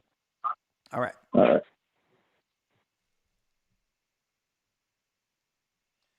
Kmar, I think we had Kmar. I'm going to come back to you in a second. 720 area code. Anthony, the Purge before the mark. You're live with the Gathering of Christ Church. Shalom. Shalom, brother. I just wanted to say thank you, brothers. I appreciate all the help and all the love that you've been given. I just wanted to put that out there just to answer what you was asking us. Do we have any immediate family that would be in line for the $2,000? And I actually monthly. Do, that's monthly. That's not $2,000. That's $2,000 monthly. That's almost $50,000 a year. You right, and I definitely agree with you. Just dealing with the jab that we came out of 3 years ago. A lot of the family members are women inside of my family, and a lot of the men have passed on or moved to different states inside of my immediate family. So a lot of the family that's here in Colorado with me are majority of women. And I came into the truth about 13, and I've been studying for a very long time now. And my mother, my grandmother, my aunties, they give me a hard time about the truth. My sister is an older sibling of mine, and she had just came into the truth, about a year ago. And she is fully grounded, and she tells me all the time, she's like, Anthony, brother, I thank you so much. I thank you so much. She's like, she tells me, with you being the only female figure in our lives in Colorado here, with us being that close, she's like, it's hard. She tells me every day how hard it is, knowing that there's not too many male figures around, and with all the women that in line, even her also, she fell in line also with the jab also as well. She knows how difficult it's gonna be with the elderly women in my family, that just so hard for them to believe what the word of the Bible, because my grandma, she always tells me, she's like, why would the government be wrong? And hold on, your grandmother said what? My grandmother tells me, she's like, why would the government be wrong? Well, let's stop right there. About anything. Let's stop right there. Slavery was a government initiative. So then I would have to respond back, all due respect, Grandma. Government, slavery, what do we think? You think were they wrong about that? And if they were, when did they become right? When did they switch from Abraham Lincoln, the Emancipation Proclamation is when they became right? I mean, right. What do you mean? Government is government. Government is not about right or wrong. Government is about power. Exactly. I totally agree. Government is power. So the whole thing, they do what they can to stay in power. They let citizens determine whether or not it's right or wrong. They can care less about that. But go on. But it's us. But we have laws according to God. No, go ahead. I'm gonna let you go ahead and talk. Go ahead. I'm sorry about that. Not to interrupt you, but I totally agree with you. It's pretty much comes from a financial power standpoint. A lot of the people that I'm around here in Colorado, they look at things from a financial standpoint where, nothing can overpower people with money. If you have the money, then you have the power. Yeah. And, it's hard for them to. And in so many ways, I definitely understand. But if you believe in that spirit of the Most High, I believe that the power of the Most High. Well, let me get in real quick, right? It's like this. There's a such thing as cognitive dissonance. When one have adjusted themselves, put it this way, when you tell it your life a certain type of way, and you don't know any other way of existing, right? People like that cannot accept a change. And this is why Christ said you cannot put old wine in new bottles lest it bursts. I mean, new wine in old bottles lest it bursts. The reality is sometimes we have to work with our elderly on the level they're on without utterly just because if you try to disturb their reality, it breaks their whole existence. They don't know. Definitely understand. Yeah, if the government is what they say it is, you have some people would look within themselves and say, if I gotta believe this, then what of my whole life that I've patterned after what they've told me? And then some people cannot live or go forward because it disrupts their reality. So the Bible tells us to walk with wisdom when it comes to our elderly and others. I don't have to talk about the government. I can talk about things we can relate on in the Bible to bring them around. And I believe that's where you should focus. You should focus on the areas that your grandmother can agree with. And that is what? The morality within the Bible. Look at the world we're living in today, Grandma, and I know it was different when you were growing up. And according to God's law, boom, boom, boom, boom, boom, boom, boom. This is how it was when we were in the Bible, and look now. Now, she will have that conversation with you for hours. Deal with the moral thing when it comes to the elderly, because they'll totally agree that the world we live in is something else. And then slowly but surely, as their eyes are open with you teaching or conversing on that level, then it leads to the conversation that can help your grandmother in a crisis. Right? So I was just talking about the 2000, but I thought I would use this as a teaching tool to say, listen, you can't put new wine in old bottles. It doesn't work that way. You have to be able to condescend to the lowest level, be all things to all men that you can gain a few. And I'm not saying what you're doing is wrong. I'm just saying when it comes to fishing, Christ said, I'm going to make you fishers of men. You have to know what bait to utilize to catch. And if a person is starch government and they trust in government, the last place I'm going to go to try to bring them around is to speak against the government they trust. I totally agree. I totally agree with you, Elder, just because of the fact that, I stopped a long time ago. I took a step back, and I just told myself, well, look, you know what I'm saying? If this isn't the way, because the approach that I took to them was more or less, I showed them that I was learning the truth from a distance. I stopped eating pork. I stopped eating, catfish, things of that nature, because my grandma, she could throw down on a mean green chili. And she put that pork in it, and it tastes real good. And I stopped eating it. And, she wanted to know why, what is Anthony learning? What is he over there learning? When they found out, the first thing they said, he a Muslim, he a Muslim now or something. And it's like, I had to, and I laughed at it and everything. And I left it at that. No, but I got to get to the next call. But what I got to say is, brother, the less conversation, the better. What I would have said is, what I would have said is, I know, all due respect, I no longer eat pork. Right? People don't have to know everything. Everything isn't for everybody.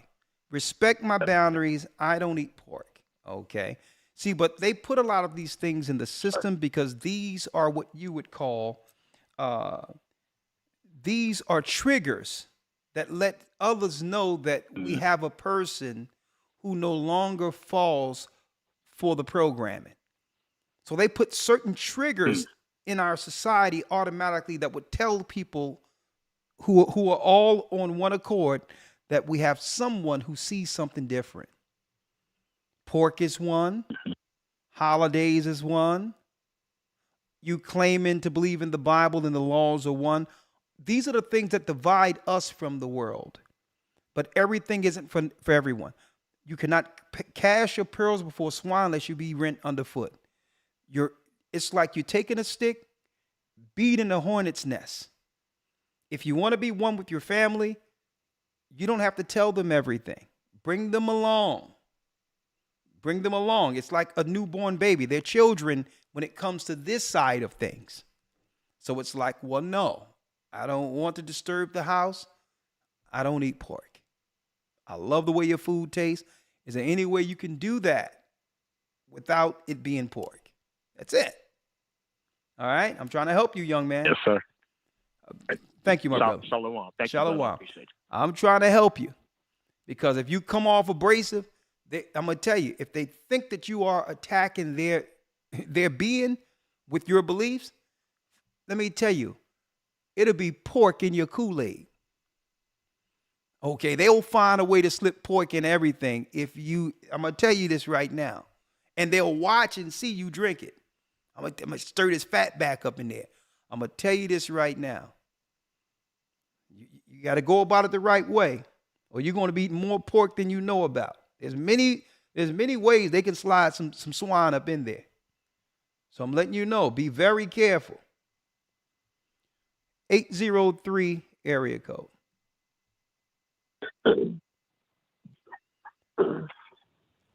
Hi, Elder Card. This is brother Hakeem. Hakeem, how are you doing? You say you have a question. I got a lot of calls, so hit me with it.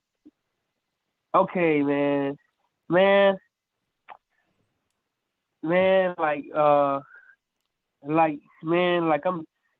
I'm just still dealing with the spirit of loneliness, man, and it's just getting worse, man. And my car had tow up, man, and I can't get to the gatherings, and I okay, hold up, because I have to, brother, I have to get to these calls. If you have an issue, I'm sorry, sir. No, that's fine. If you have an No issue, problem, Hakeem, I can take down your number and call you outside of the broadcast and help you with your issue so that you can gather with the body, okay? I mean, right, sir. All I'm saying is that when I had tried to reach out to the brothers, they just act like they don't. Brother Hakeem, all due respect, we have a topic to discuss, young man. All right, we on a topic. Yeah. If you have an issue to want to gather, I can call you on the outside of the broadcast and get someone to tend to your issues. Okay. Okay then, but I just wanted to say this final thing, man. I'm doing the work of the Most High, and I just hope He could just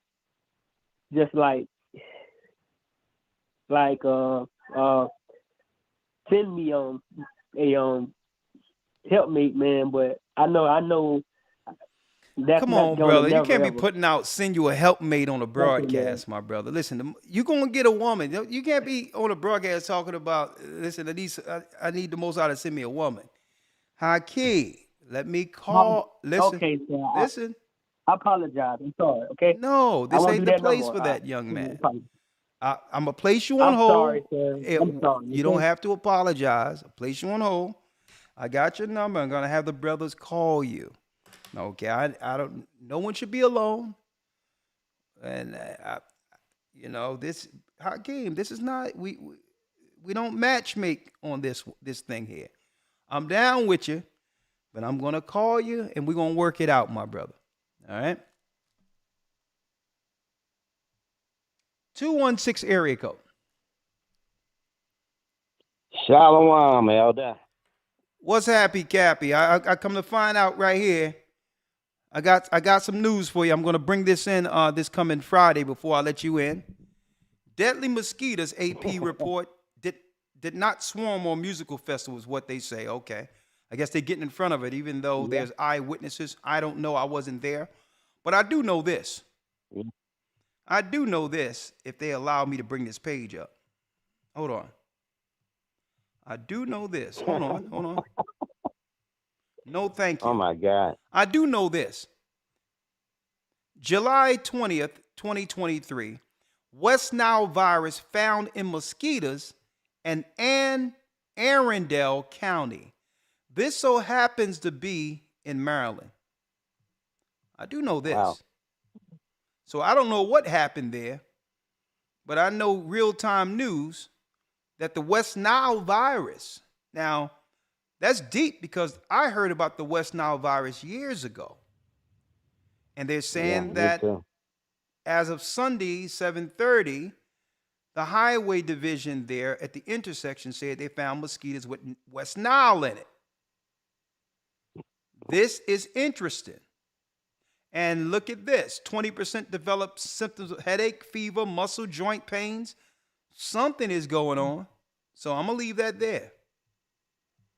But even though the AP News said there's nothing happening, you have people on the ground who stated otherwise. But the news here, the Maryland Department at the intersection area, the department that deals with these things have stated that they found West Nile virus. Live report here, live here. You heard it here first. Go on, my brother. Yeah. I hope they don't send that over there to where Stevie Diamond got his thing down there in Virginia Beach on the 20th of next month. I hope they don't send the West Nile there. Well, getting to your subject about, my brother and my mother and my sister-in-law, I don't know what they're going to do. I know that at this mega church here in the city, they had this thing, and the guy, he opened up the door for everybody to come in there and get the juice.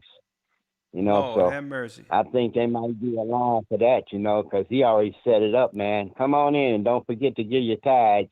Give some money with his AT&T machine in there where you can put your credit card and stuff in there. I don't know. I just pray for him. It's a pastor, you know? There's a pastor, you know? Yeah. Yeah. Okay. Oh, yeah. Well, his keyboard players and me, we used to work together, and he's a musical director at Gladys Knight in the Pit, Gladys Knight. If you've seen that program, I forgot the one where they had the musician thing there with all the black people, and they was trying to do the Berry Gordy kind of thing on TV. I forget that Empire. I forget what it was. They used to have it on. He was on there with her singing. He's playing the keyboards. He's very good, but he's kind of like Torrance. Okay. And I got something I'm doing with Torrance now. Speaking of mosquitoes, there's one right in front of me. Instrumental. Yeah. Don't kill him. You got a mosquito. He's dead like Fred. He's out of here. Yeah. Get him. But I'm gonna be playing at this festival with Elder Dale in Detroit on the 20th. Okay. So I'm going to see him, and I'm just waiting for you to get in contact me so I can come over there in Philadelphia and do some stuff. And then I just want to say prayers up for our brother Bronze there. Yeah. I think he had a problem with his kidneys. I was in contact with some people, his family and his wife, I spoke with Bronze. I spoke with Bronze. I was with him through the whole process. He's on its way. He's going to be fine. Okay. Yeah, they said that you was in contact. They gave, because I'm concerned about everybody in the body, If I don't see you, I'm like, where Elder Ricard at? I ain't seen him in 2 days. Where you at? Then I see you in the academy. I say, oh, thank God. Hey, brother. I saw you. Hey. Everybody get in the academy. Everybody get in the academy. You missing it. You can't tell you everything here, man. Get on here and, get on love train, Yeah, tell them again. Go ahead, man. Hey, brother got some talent. Thank you, my brother. Louis Armstrong, Israelite Louis Armstrong with Dimitri. Come on now. Bless you. Barakatah. Bless you, brother. Shalom. Say hello to everybody there, Philly. I'll see you soon. Bless you, Muted. my brother. Great people, great people. I'll tell you this right now.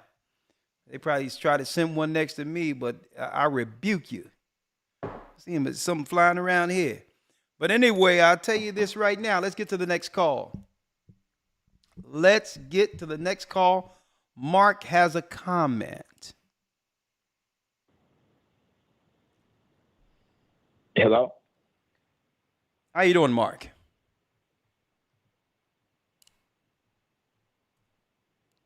Yes, Mark?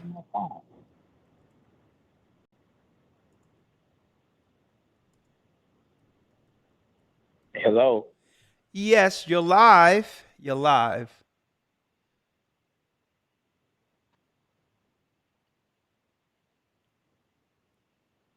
Okay. We'll be back to you in a second. Keith has a comment and a question, Keith. Bless you. Hello. How you doing, Keith? Hello. Hello. Hello. Yes, the Gathering of Christ Hello? Church. I'm here. Hold on. I can't hear nothing. Unmuted. Okay, can you hear me now? I can hear you there. Yes, Keith, talk to me. How you doing? I'm in Wyoming. Yeah. Originally from the Detroit body. Mm-hmm. I called in to comment just a couple scriptures that's been my favorite scriptures since I've been in the truth. One of them being wisdom and knowledge should be the stability of the times. The other being seek ye out of the book of the Most High and read. Mm-hmm. None of these should fail and none should want her mate. So everything that's playing out in this earth right now, no matter if we see it on TikTok, YouTube, Facebook, no matter what apparatus they decide to use, is spoken about in these scriptures. At this point in time, the Most High, as we know, is drawing the line in the sand. We got to choose which way we gonna go. For myself, I've been battling for years. I just wanted to come on here. I ain't never been on a live broadcast. I just wanted to say that to the brothers and sisters. It's cool to say Shalom and all these Hebrew words and all this different stuff, but we actually got to live what we read, because without it, it's mute. Hold up. Let me say something. Oh. Now, number one is you can state what you would like for things to do, but what I don't like is to try or say something that would cast some type of negative aspersions as if people aren't genuine. Sometimes people saying shalom and all these other things that motivates and that actually keeps the name of the Most High and that Hebrew conversation that galvanizes us as a nation. So you can say what you want to say, but I don't want to downplay someone who's saying shalom in a world where no one's smiling. The majority of the people hate one another. There's no conversation of any level of respect outside. So when I see people say shalom and all these others, I celebrate that. So I'm hearing what you have to say. What I mean, Elder? I'm just saying, whatever you mean. Listen to what I'm saying. You don't have to bring forth you don't have to knock down what other people do to bring forth your point. Okay? Understood. All right. Well, what is your point? I just was standing in the sense that we had a for myself, I know I'm at a crossroads. Okay. And I just wanted to put that out there to people, like it's so much going on, and for myself, I've been in this walk since 2016. Okay. And I just try to be careful myself. I know you're familiar with 2 Corinthians 13:5. It tells us to examine ourselves. Okay. Whether we be in the faith. So I'm just I thought it was a sense of encouragement. I just wanted to just we gotta choose our side. That's all I was saying. From the door to the end. Listen, I understand what you're saying. What you're saying, the seriousness of it, and that everyone should just make sure that we keep with the faith and and stay on board and not forget why we were called to this, I'm with that part of it. But I'm never with the part of discouraging others from communicating as a body under God's language. I always encourage that. Now, when it comes to someone's efforts and whether or not they're genuine, that's between them and the Most High. I can't judge that, neither can you. It's up to them to, understand, to show forth whether or not their faith is right according to the Most High. Not you or I, you right? That's all I was saying. But your point is well taken. All right? I appreciate it. Thank you for your strength, brother. Thank you for your comments. Bless you. All right. Mark. I'm sure you can hear me now, Mark. Yes, Mark. Hey, yes, Shalom. Shalom. I'm sorry about that. It was on my end. No, it's fine. It's fine. I just had a quick comment real quick. You were talking about, is there anybody in our immediate family who would probably take that $2,000 per month? And unfortunately, I have people in my family that are like that. Unfortunate. Yeah, I know it's sad. When the jab first came out, I warned many people about it and said, please don't take this. I've been watching you guys for quite a few years, and a good friend of mine, Brother Jeremy Kirkwood, from the Moss Point branch, he and I talk a lot, and he turned me on to you guys, and I'm grateful for learning this truth. But as I was saying, a lot of these relatives of mine took the jab, several of them took the jab, and I was like, hey, that's not cool. And even a cousin of mine who's in another Israelite camp, and I'm not going to say which name, even he said, oh, it's just a shot. Many members in our camp are taking. I'm like, no, man. Okay, no. hold up. And you can't do that. If you're going to say that someone from the Israelite camp said that many of us did it, you can't do that. What is the name? The name of the Israelite camp that took it? Yeah. ISUPK. Okay, so you were interacting with a family member who's a part of ISUPK and say it's not a big deal. Many of them, amongst them, have already taken it. Yes, sir, that's correct. Yeah. Now, the reason why I say put it out is not anything else but to let other people know that this was stated. So if anything come down the pipeline, right, in the future, brothers and sisters will understand during a crisis what's going on and walk accordingly, knowing who's who. But go on.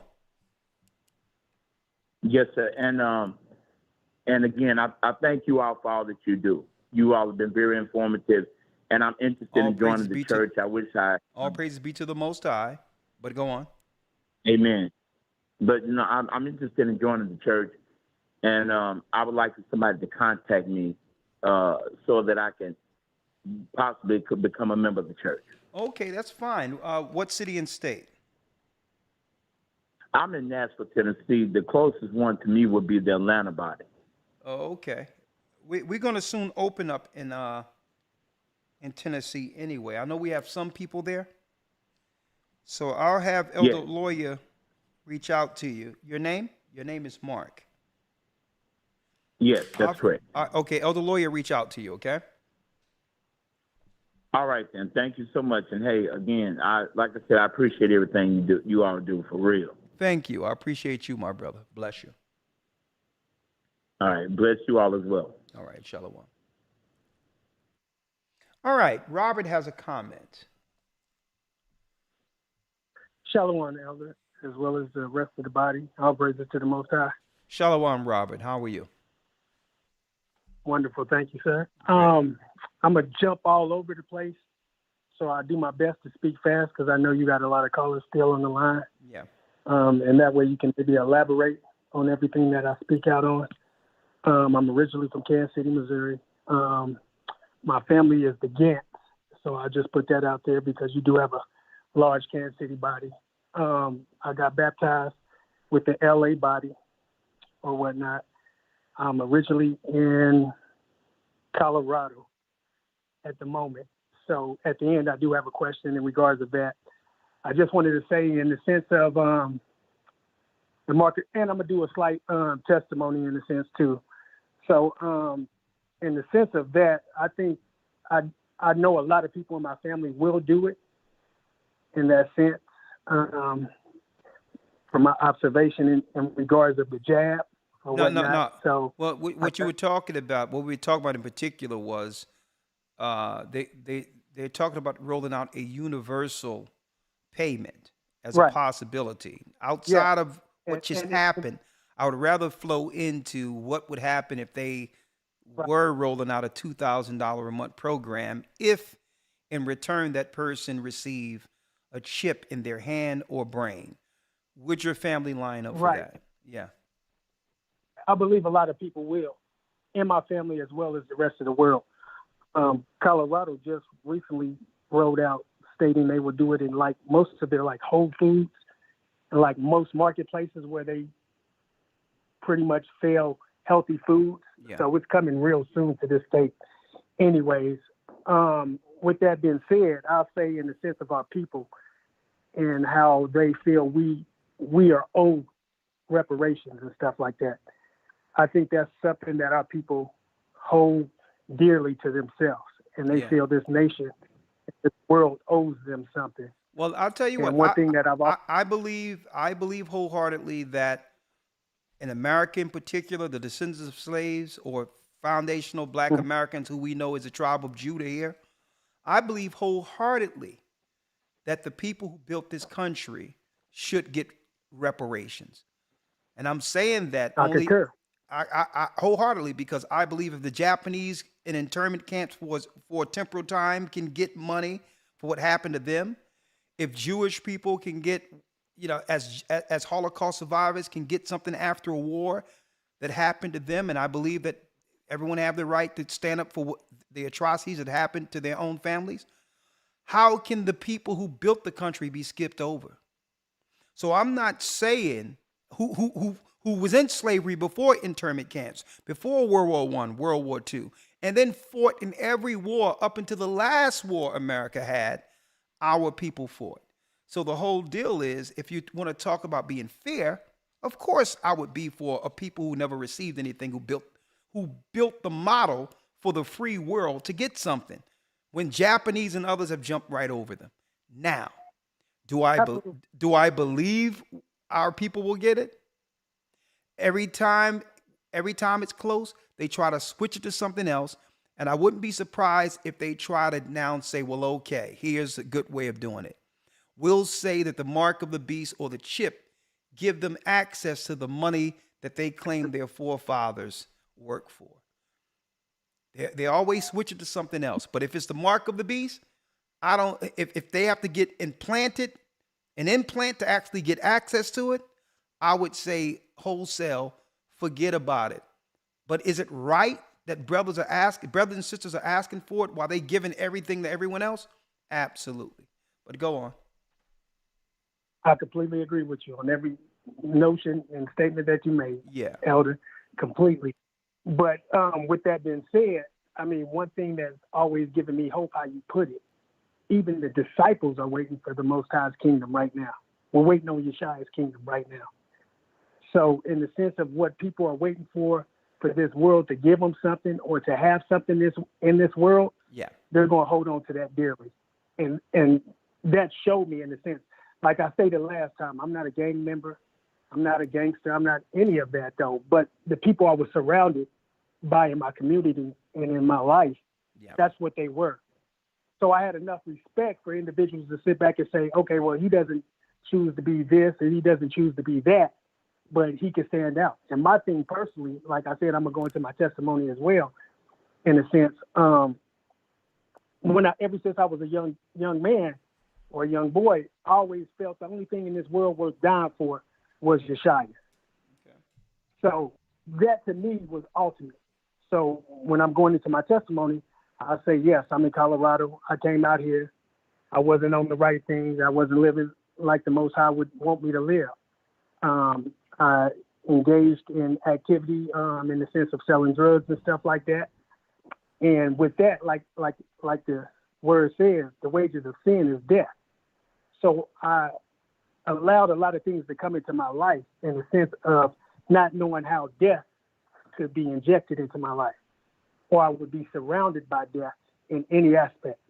So I went to prison, and it was minute. I was in prison trying to learn law library over $100 dope case. I got locked up over $100 worth of dope. No juvenile felonies, no adolescent felonies, no real serious convictions in the sense of in being involved with the law. First time offender. They sent me to the penitentiary. I did a 5-year penitentiary sentence with a 5-year tail. So the judge had the right to sentence me anywhere from 14 to 16 years over $100. So with that being said, the scary thing about it is in the sense of the jab and what should be implemented and what shouldn't be implemented, the sense of saying no in a system like that, where you can't say no because it could be life or death. So like I said, since I was young, the only thing that was worth dying for was Yeshua. In the worldly aspect, in the Christian aspect, Jesus Christ, he was the only one that I felt was worthy of giving my life up for. So I feel for anybody who's in that situation or in them circumstances. But knowing that we're in the last day prophecies, that's what we're up against, because we are going to be criminalized. We are going to be the ones persecuted. We're going to go through the same thing that Christ went through. So, or whatnot. But in the sense of the jab, I feel a lot of people did that out of fear. And like you say all the time, and just like the word says, you can't fear anything. You can't have fear. Well, all due respect, brother, I'm going to move off of that into the universal financial piece. But I talking about that too much gives too many red flags on this channel. I'm with you. But listen, I have to moderate, brother. I have to put you on pause. If don't do that when I'm talking, please. What I'm saying is I have to moderate understanding the protection of this channel. Okay? Yes, sir. All right. 30 seconds, then I got to go to the next call. Your testimony, I'm glad the Most High have actually pulled you through that. But my thing is to keep it within the boundaries. You notice when I jump on that, I jump right off of it. I'm very careful with this particular platform, how sensitive it is with that. Yes, sir. Okay? Yeah, no, I was just saying because I'm in the corporate world now, and that's one thing that I noticed in the sense of how it was put out there like that, in the sense of maintaining your financial stability, your employment, as well as your occupation. They tried to roll that out in the sense of the jab, and a lot of people signed up for it. So I know in the sense of just all right, brother. No, I'm with you. Robert, I have to put you on hold. I'm sorry, my brother. I'm with you. Yep. All due respect, I apologize. Oh, Lord. I'm with you. Well, we're in the universal financial 2,000 a month realm for the next reset. Please.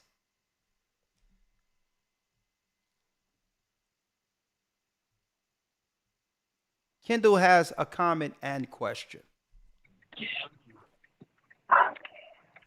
Hello. How you doing, Kendall? I'm well. How are you? I'm doing well. Yourself? So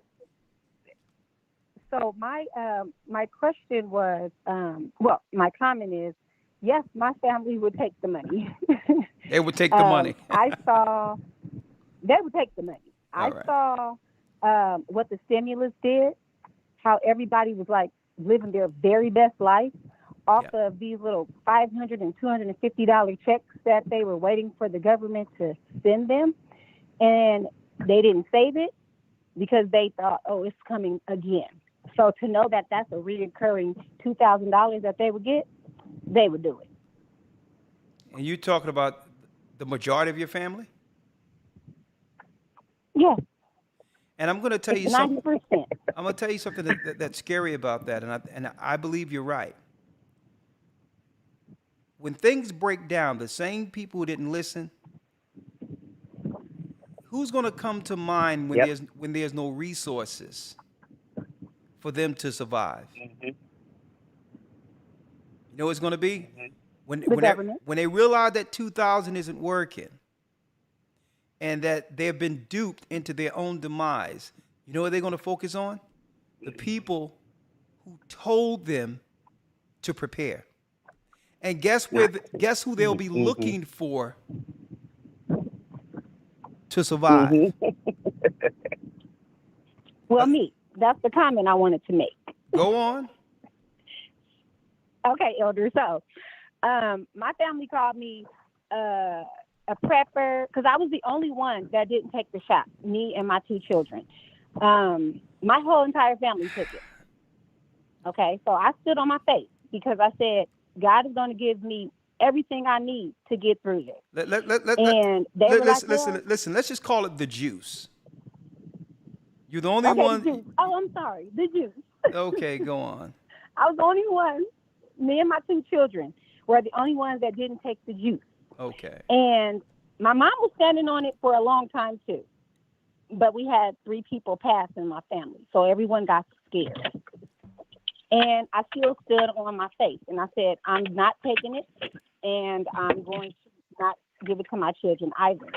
And now that things have passed and the fear is gone and they're back on living their life for God, I'm talking about my mother, living her life for God. Now she's like, I'm so proud of you because you stood on your faith. You didn't stand on nothing else. It had to be faith. And to this day, now I'm the only one isolated by myself with my 2 children that didn't take the juice. So all I could think of is if there's anything to go down, I'm the only one that's going to be able to take care of my family. I'm the only one thinking about farms. I'm the only one thinking about rainwater. Like I have barrels connected to my home. I have seeds. I have all of the different things that I'm trying to get off of the grid with. And I tell my family all the time, we need to come together and get land. Even if we got to put double wides on it. Or we got to go back to old school brick and mortar and building some stuff ourselves. Let me ask and everybody you. thinks like, oh. Let me ask you this. Okay. Do you have a husband? I do not. Okay. Here's a word to the wise. And my sister. daughter. Here's a word to the wise. I would advise you to stop talking to other people about what they should do, and set up and walk silently as you establish things. Okay. Because the people that you're talking to who didn't listen the first time, when it all goes down, especially if they have husbands or men in their circle, all of the rainwater you're oh my, I got to put you on hold. I'm sorry. We got bells and everything going on in the back. Your water, food, and seeds will be taken. Everything isn't for everyone. Sometimes it's not good to tell people what you're planning. Okay? At the end of the day, the zombie apocalypse is before us, and brothers and sisters, winter is coming. You have to learn how to be silent in your moving. Okay? Food and seeds will be money. Especially if you're talking about opting out of the system and not take the mark of the beast, you're going to need resources to trade.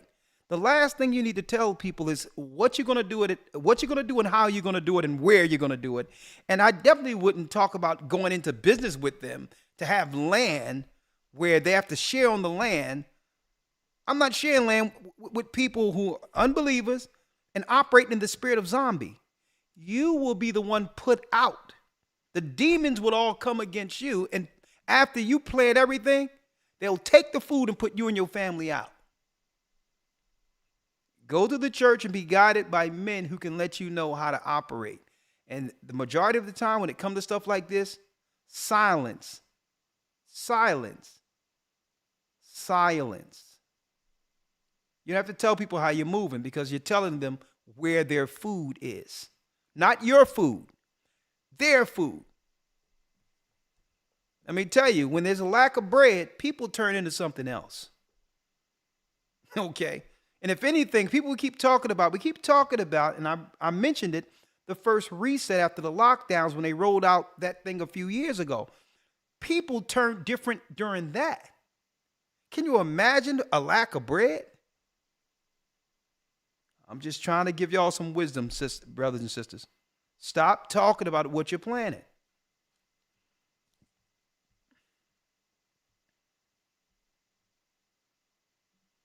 (708)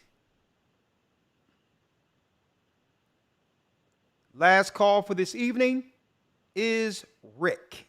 Last call for the evening. Shalom. Shalom, Elder. How you doing? I'm doing well. Last call for tonight. What say you? The purge before the mark. People are dropping like flies. Cardiac arrests all over the place. And you know what? Hey, we're doing fine. We have the Bible, the Most High, and guess what? Health. Why? Not listening to the garbage that's out there. What say you? I agree, Elder. Right now, we're living in the last days. First of all, Shalom, Elder. Shalom, sir. Bless you. My name's Rick. I'm calling from Los Angeles, California. Born and raised here. Okay. Right now, I'm seeing everything revealing that the Bible, basically what the Bible revealed is going on in these last days. Out here in Los Angeles, living right next to Hollywood, which I believe is like the head of the snake. We're just not into God anymore. We're not into the Most High. Here, we don't have any camp set up besides IUIC. I went to one of their temples one day and they kind of frisked me down, like had to be down before I came in. It kind of made me feel real uncomfortable. I'm married. Well, I can't say anything. I can't say anything when it comes to security measures because we're living in a time where you can't be too careful. So I can't blame them for that.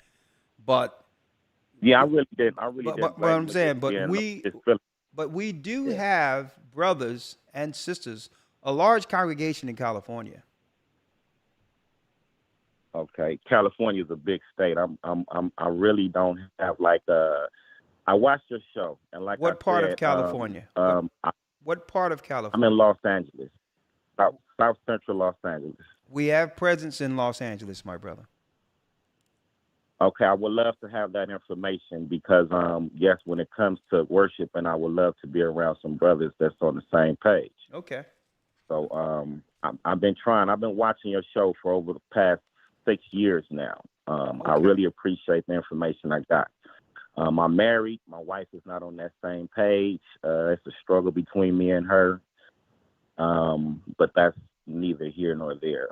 I was just trying to get a point across as far as what's going on in my city and what I see and my opinion on things.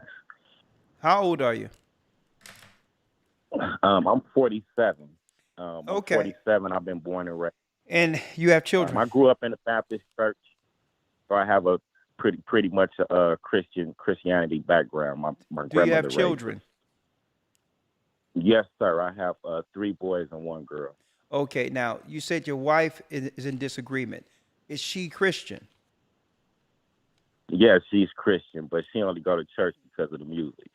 But it doesn't matter. She still goes as long as the Pied Piper can bring you in. So it doesn't matter. She's devout. She goes there every Sunday. Not every Sunday, no. Okay, but I don't think the last time she actually been to church was probably about a couple of months ago. She celebrate holidays. She's also in a sorority, and let's not talk about that. We'll leave that to the side. She celebrate holidays. Okay. Yes, most. Okay, when the last time she celebrated Christmas? Last year, she got mad at me because once I stopped doing that about 3 years ago. She's complaining that I've changed. You change a lot. You don't celebrate the holidays anymore, so on and so forth. Okay, brother, you're rolling. I need you to stay with me for a second. I'm going somewhere with this. Let me lead it, and you answer the questions, then I'll let you go. All right? Yes, sir. So yes, it's sir. like this, my brother. All right? You said you heard these teachings 6 years ago.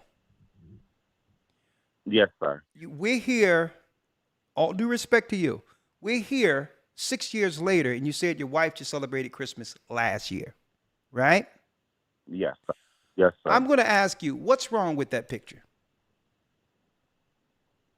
She's not following my lead. That's to sum it up. Well, no. Your lead is your lead. Listen to me clearly. Yes, sir. You're not following, she's not following your lead. You're following her lead. Right? And there's a way you can do this without conflict.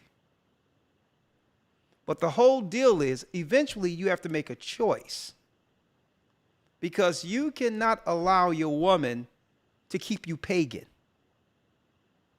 Mm-hmm. Let me tell you, women who love their husband or love men, let me tell you, women will change their religion for a powerful or a man who stands his ground. I've seen women who's Christians who met Muslims and turned Muslim. Okay? Not based on the man's religion. The fact that the man stood his ground. The whole thing is, a woman will test to see if you stand on what you truly believe in.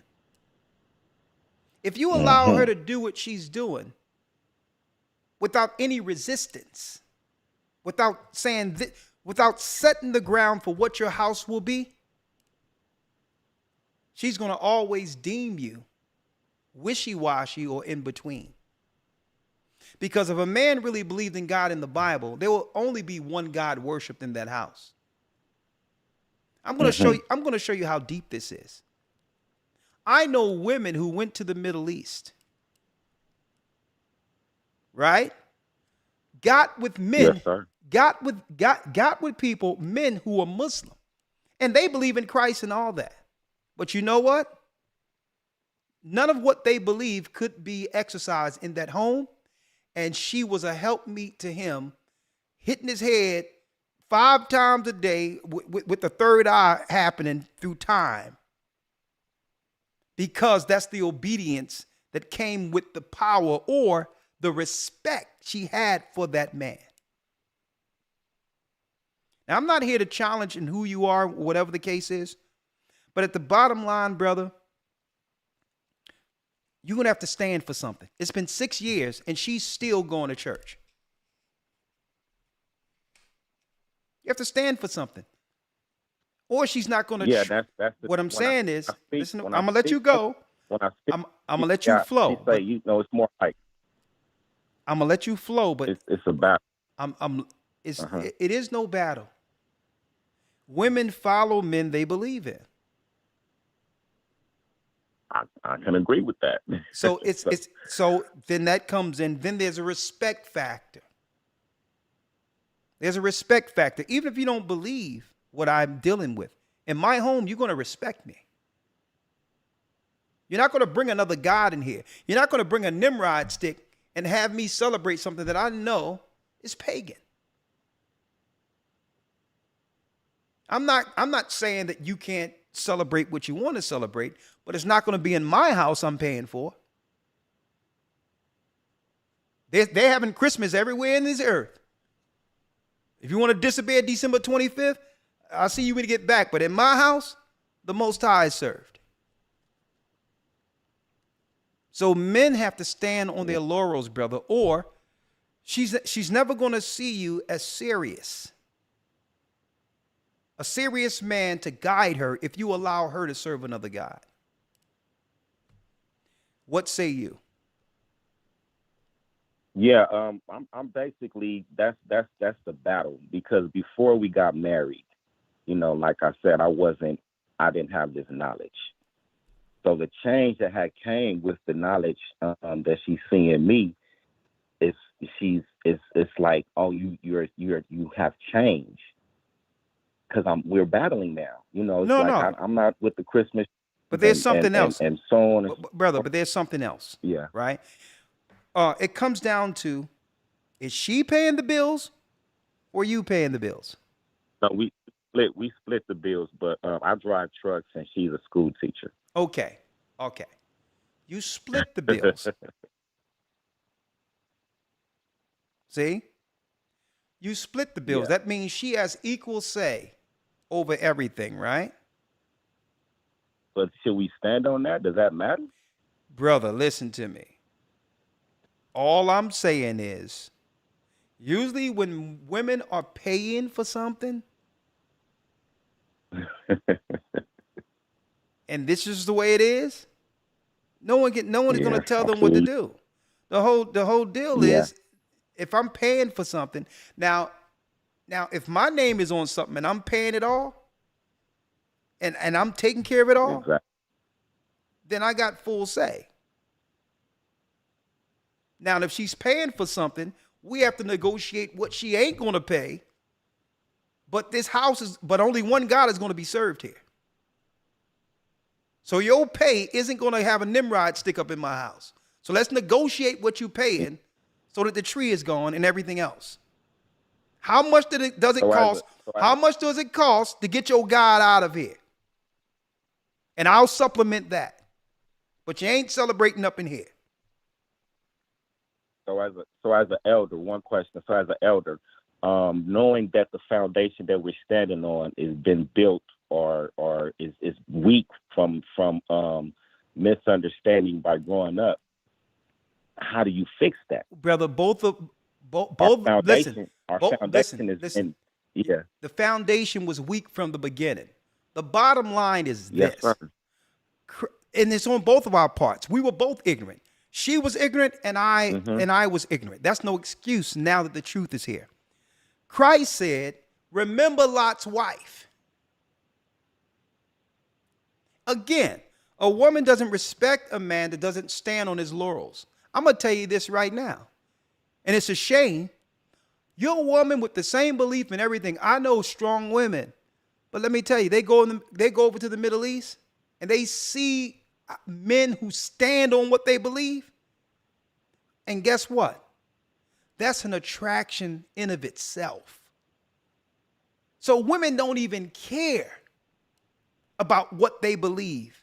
They believe in that man who stands on his laurels, and they'll become a Muslim because this man isn't taking what she's saying as an option when it comes to what God will be served in this house. It's a respect factor. And what's going on that I see, there's a lack of respect that we're suffering here that will not change until men stand up and say, you know what, all due respect. There's no fight. There is no abrasion. There is no argument. This is where I'm going to serve my God at. There will be no fight, because either way I'm going to serve my God where only one God will be served in my house. Either way, either here or someplace else, but only one God will be served. And what you'll see is, believe it or not, it'll be one way or the other. A woman will be like, oh my goodness, I don't want nothing to do with this. Or a woman going to be like, you know what? That's a man who's standing on the God he believes in.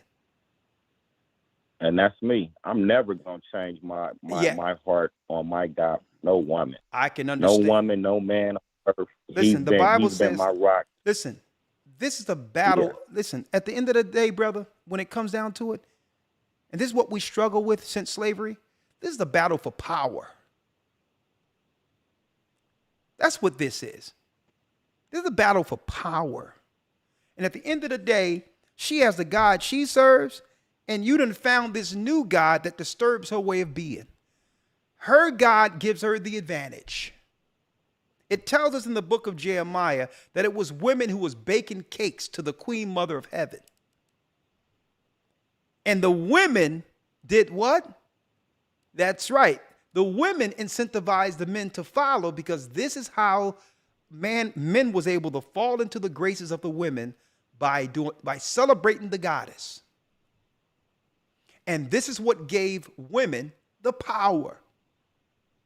So at the end of the day, this is how Israelites fell as a nation. Men began to follow their woman, baking cakes to the Queen Mother of Heaven, which is Easter, Christmas, and all this other stuff we're dealing with today. It's about power, brother. And at the end of the day, your power is 50-50. All right? Yes, sir. 50-50. Hold up, 50-50, but I'm going to show you how this is tilting a few percentages to her side. Your God isn't being served in that house. If a Nimrod stick is going up every year, okay, I don't know what y'all putting in as far as finances, but she has the power because her God is getting served there.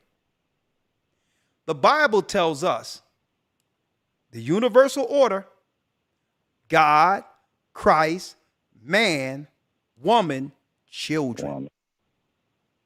Okay? It's not man asking the wife, can his God be served in his house? Okay? Call me up and let me know what's happening in the 7th year. Christmas is coming. Winter's coming.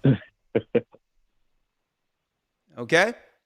Yeah, I think she realized that I'm not bound down to them old ways, and she's still trying to stick to her guns. But there's definitely no Christmas trees or anything like that in the house. Her family and everybody has been mad because I haven't been participating in their activities anymore. See, but now you done switched it up. You just switched it up. You just told me that she celebrated Christmas last year. Oh no, she celebrated, meaning like the presents and everything, but I didn't, I didn't buy the Christmas tree. I didn't do anything because we was, that was the whole. You usually go out and buy Christmas trees. That's what we like. So I had stopped. I completely stopped all that. I didn't go to the little family Christmas party that her moms usually give and everything. I didn't participate in anything. I didn't brother, bring listen, gifts. I didn't do anything. Brother, you talking about you. If she brought gifts and she went to her mama's house where there's a tree. Yeah.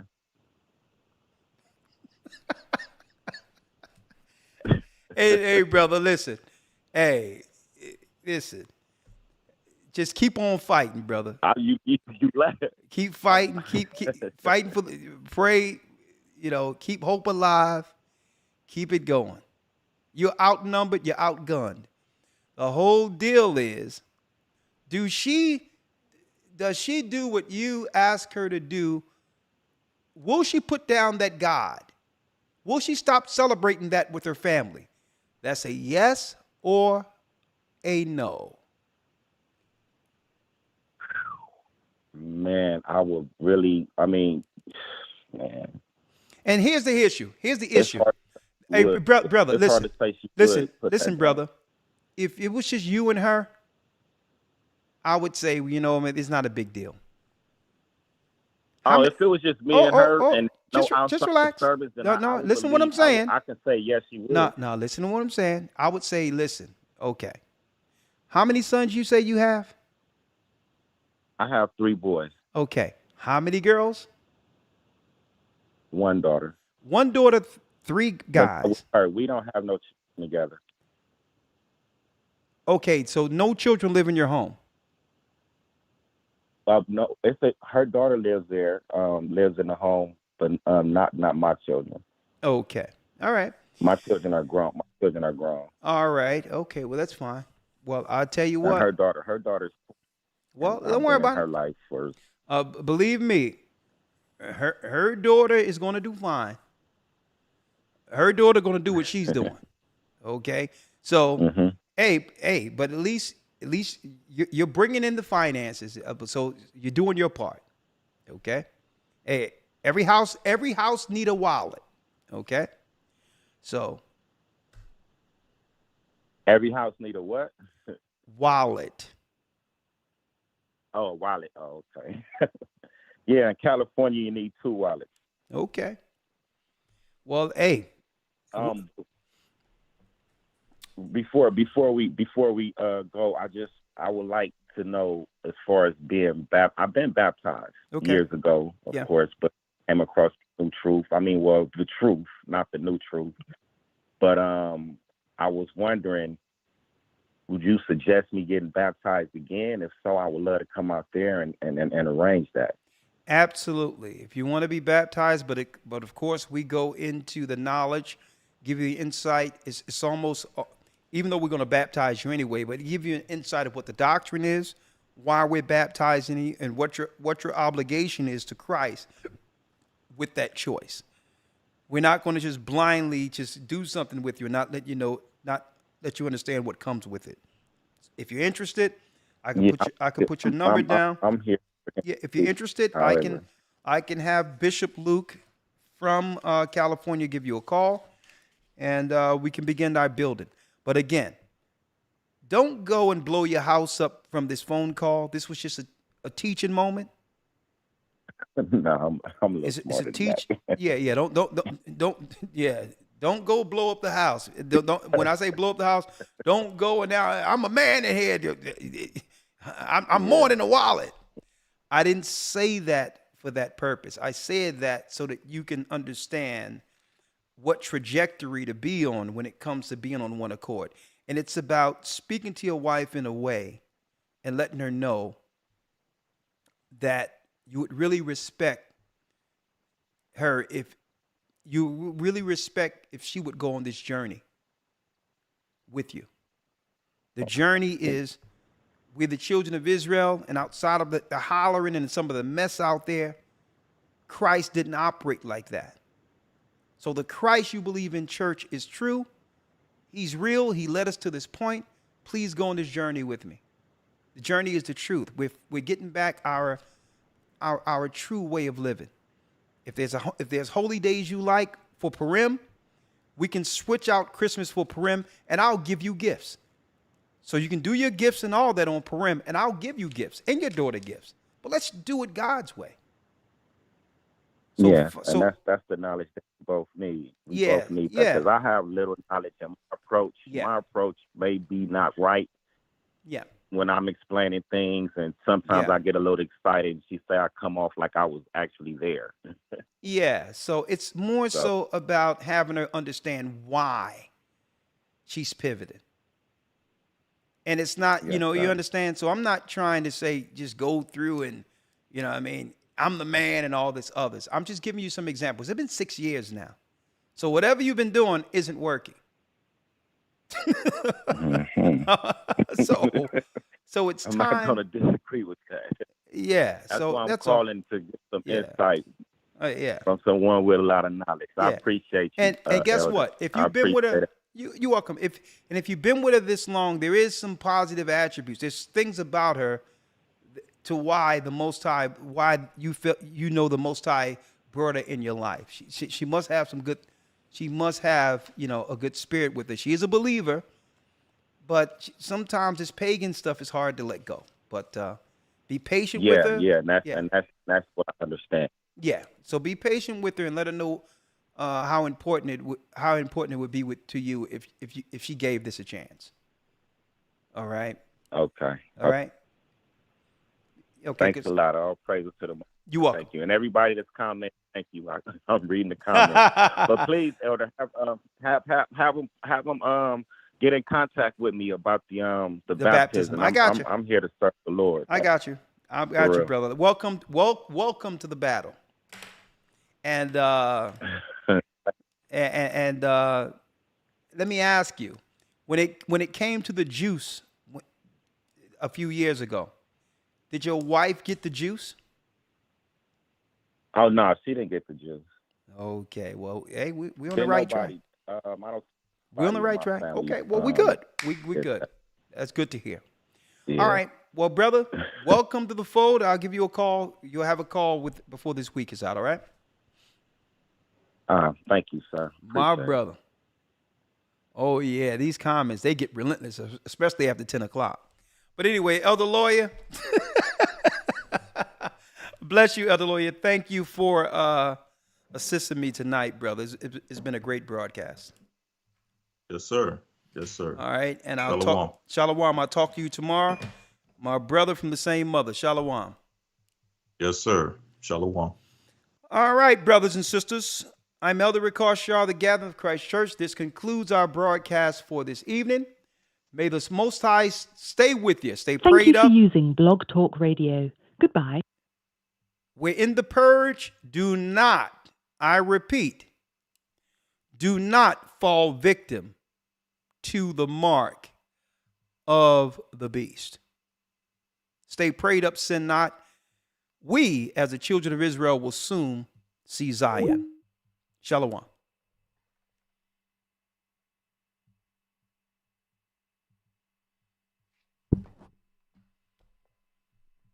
The Arabs and Africans told us at gunpoint. Together our wives and children then sold us. In the belly of these great ships we traveled in fear.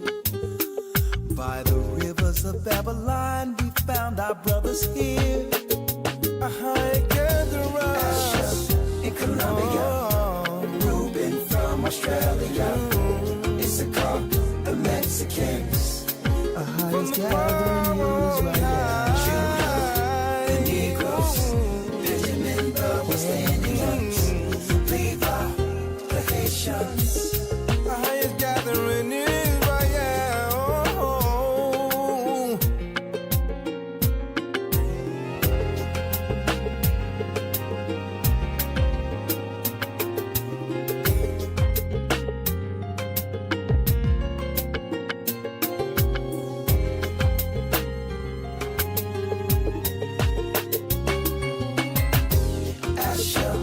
Colombia, Reuben from Australia, Issachar, the Mexicans.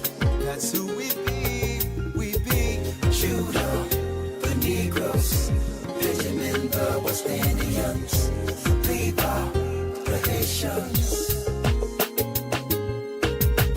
Manasseh, the Cubans, Ephraim from Puerto Rico, Naphtali from the Isles of Hawaii.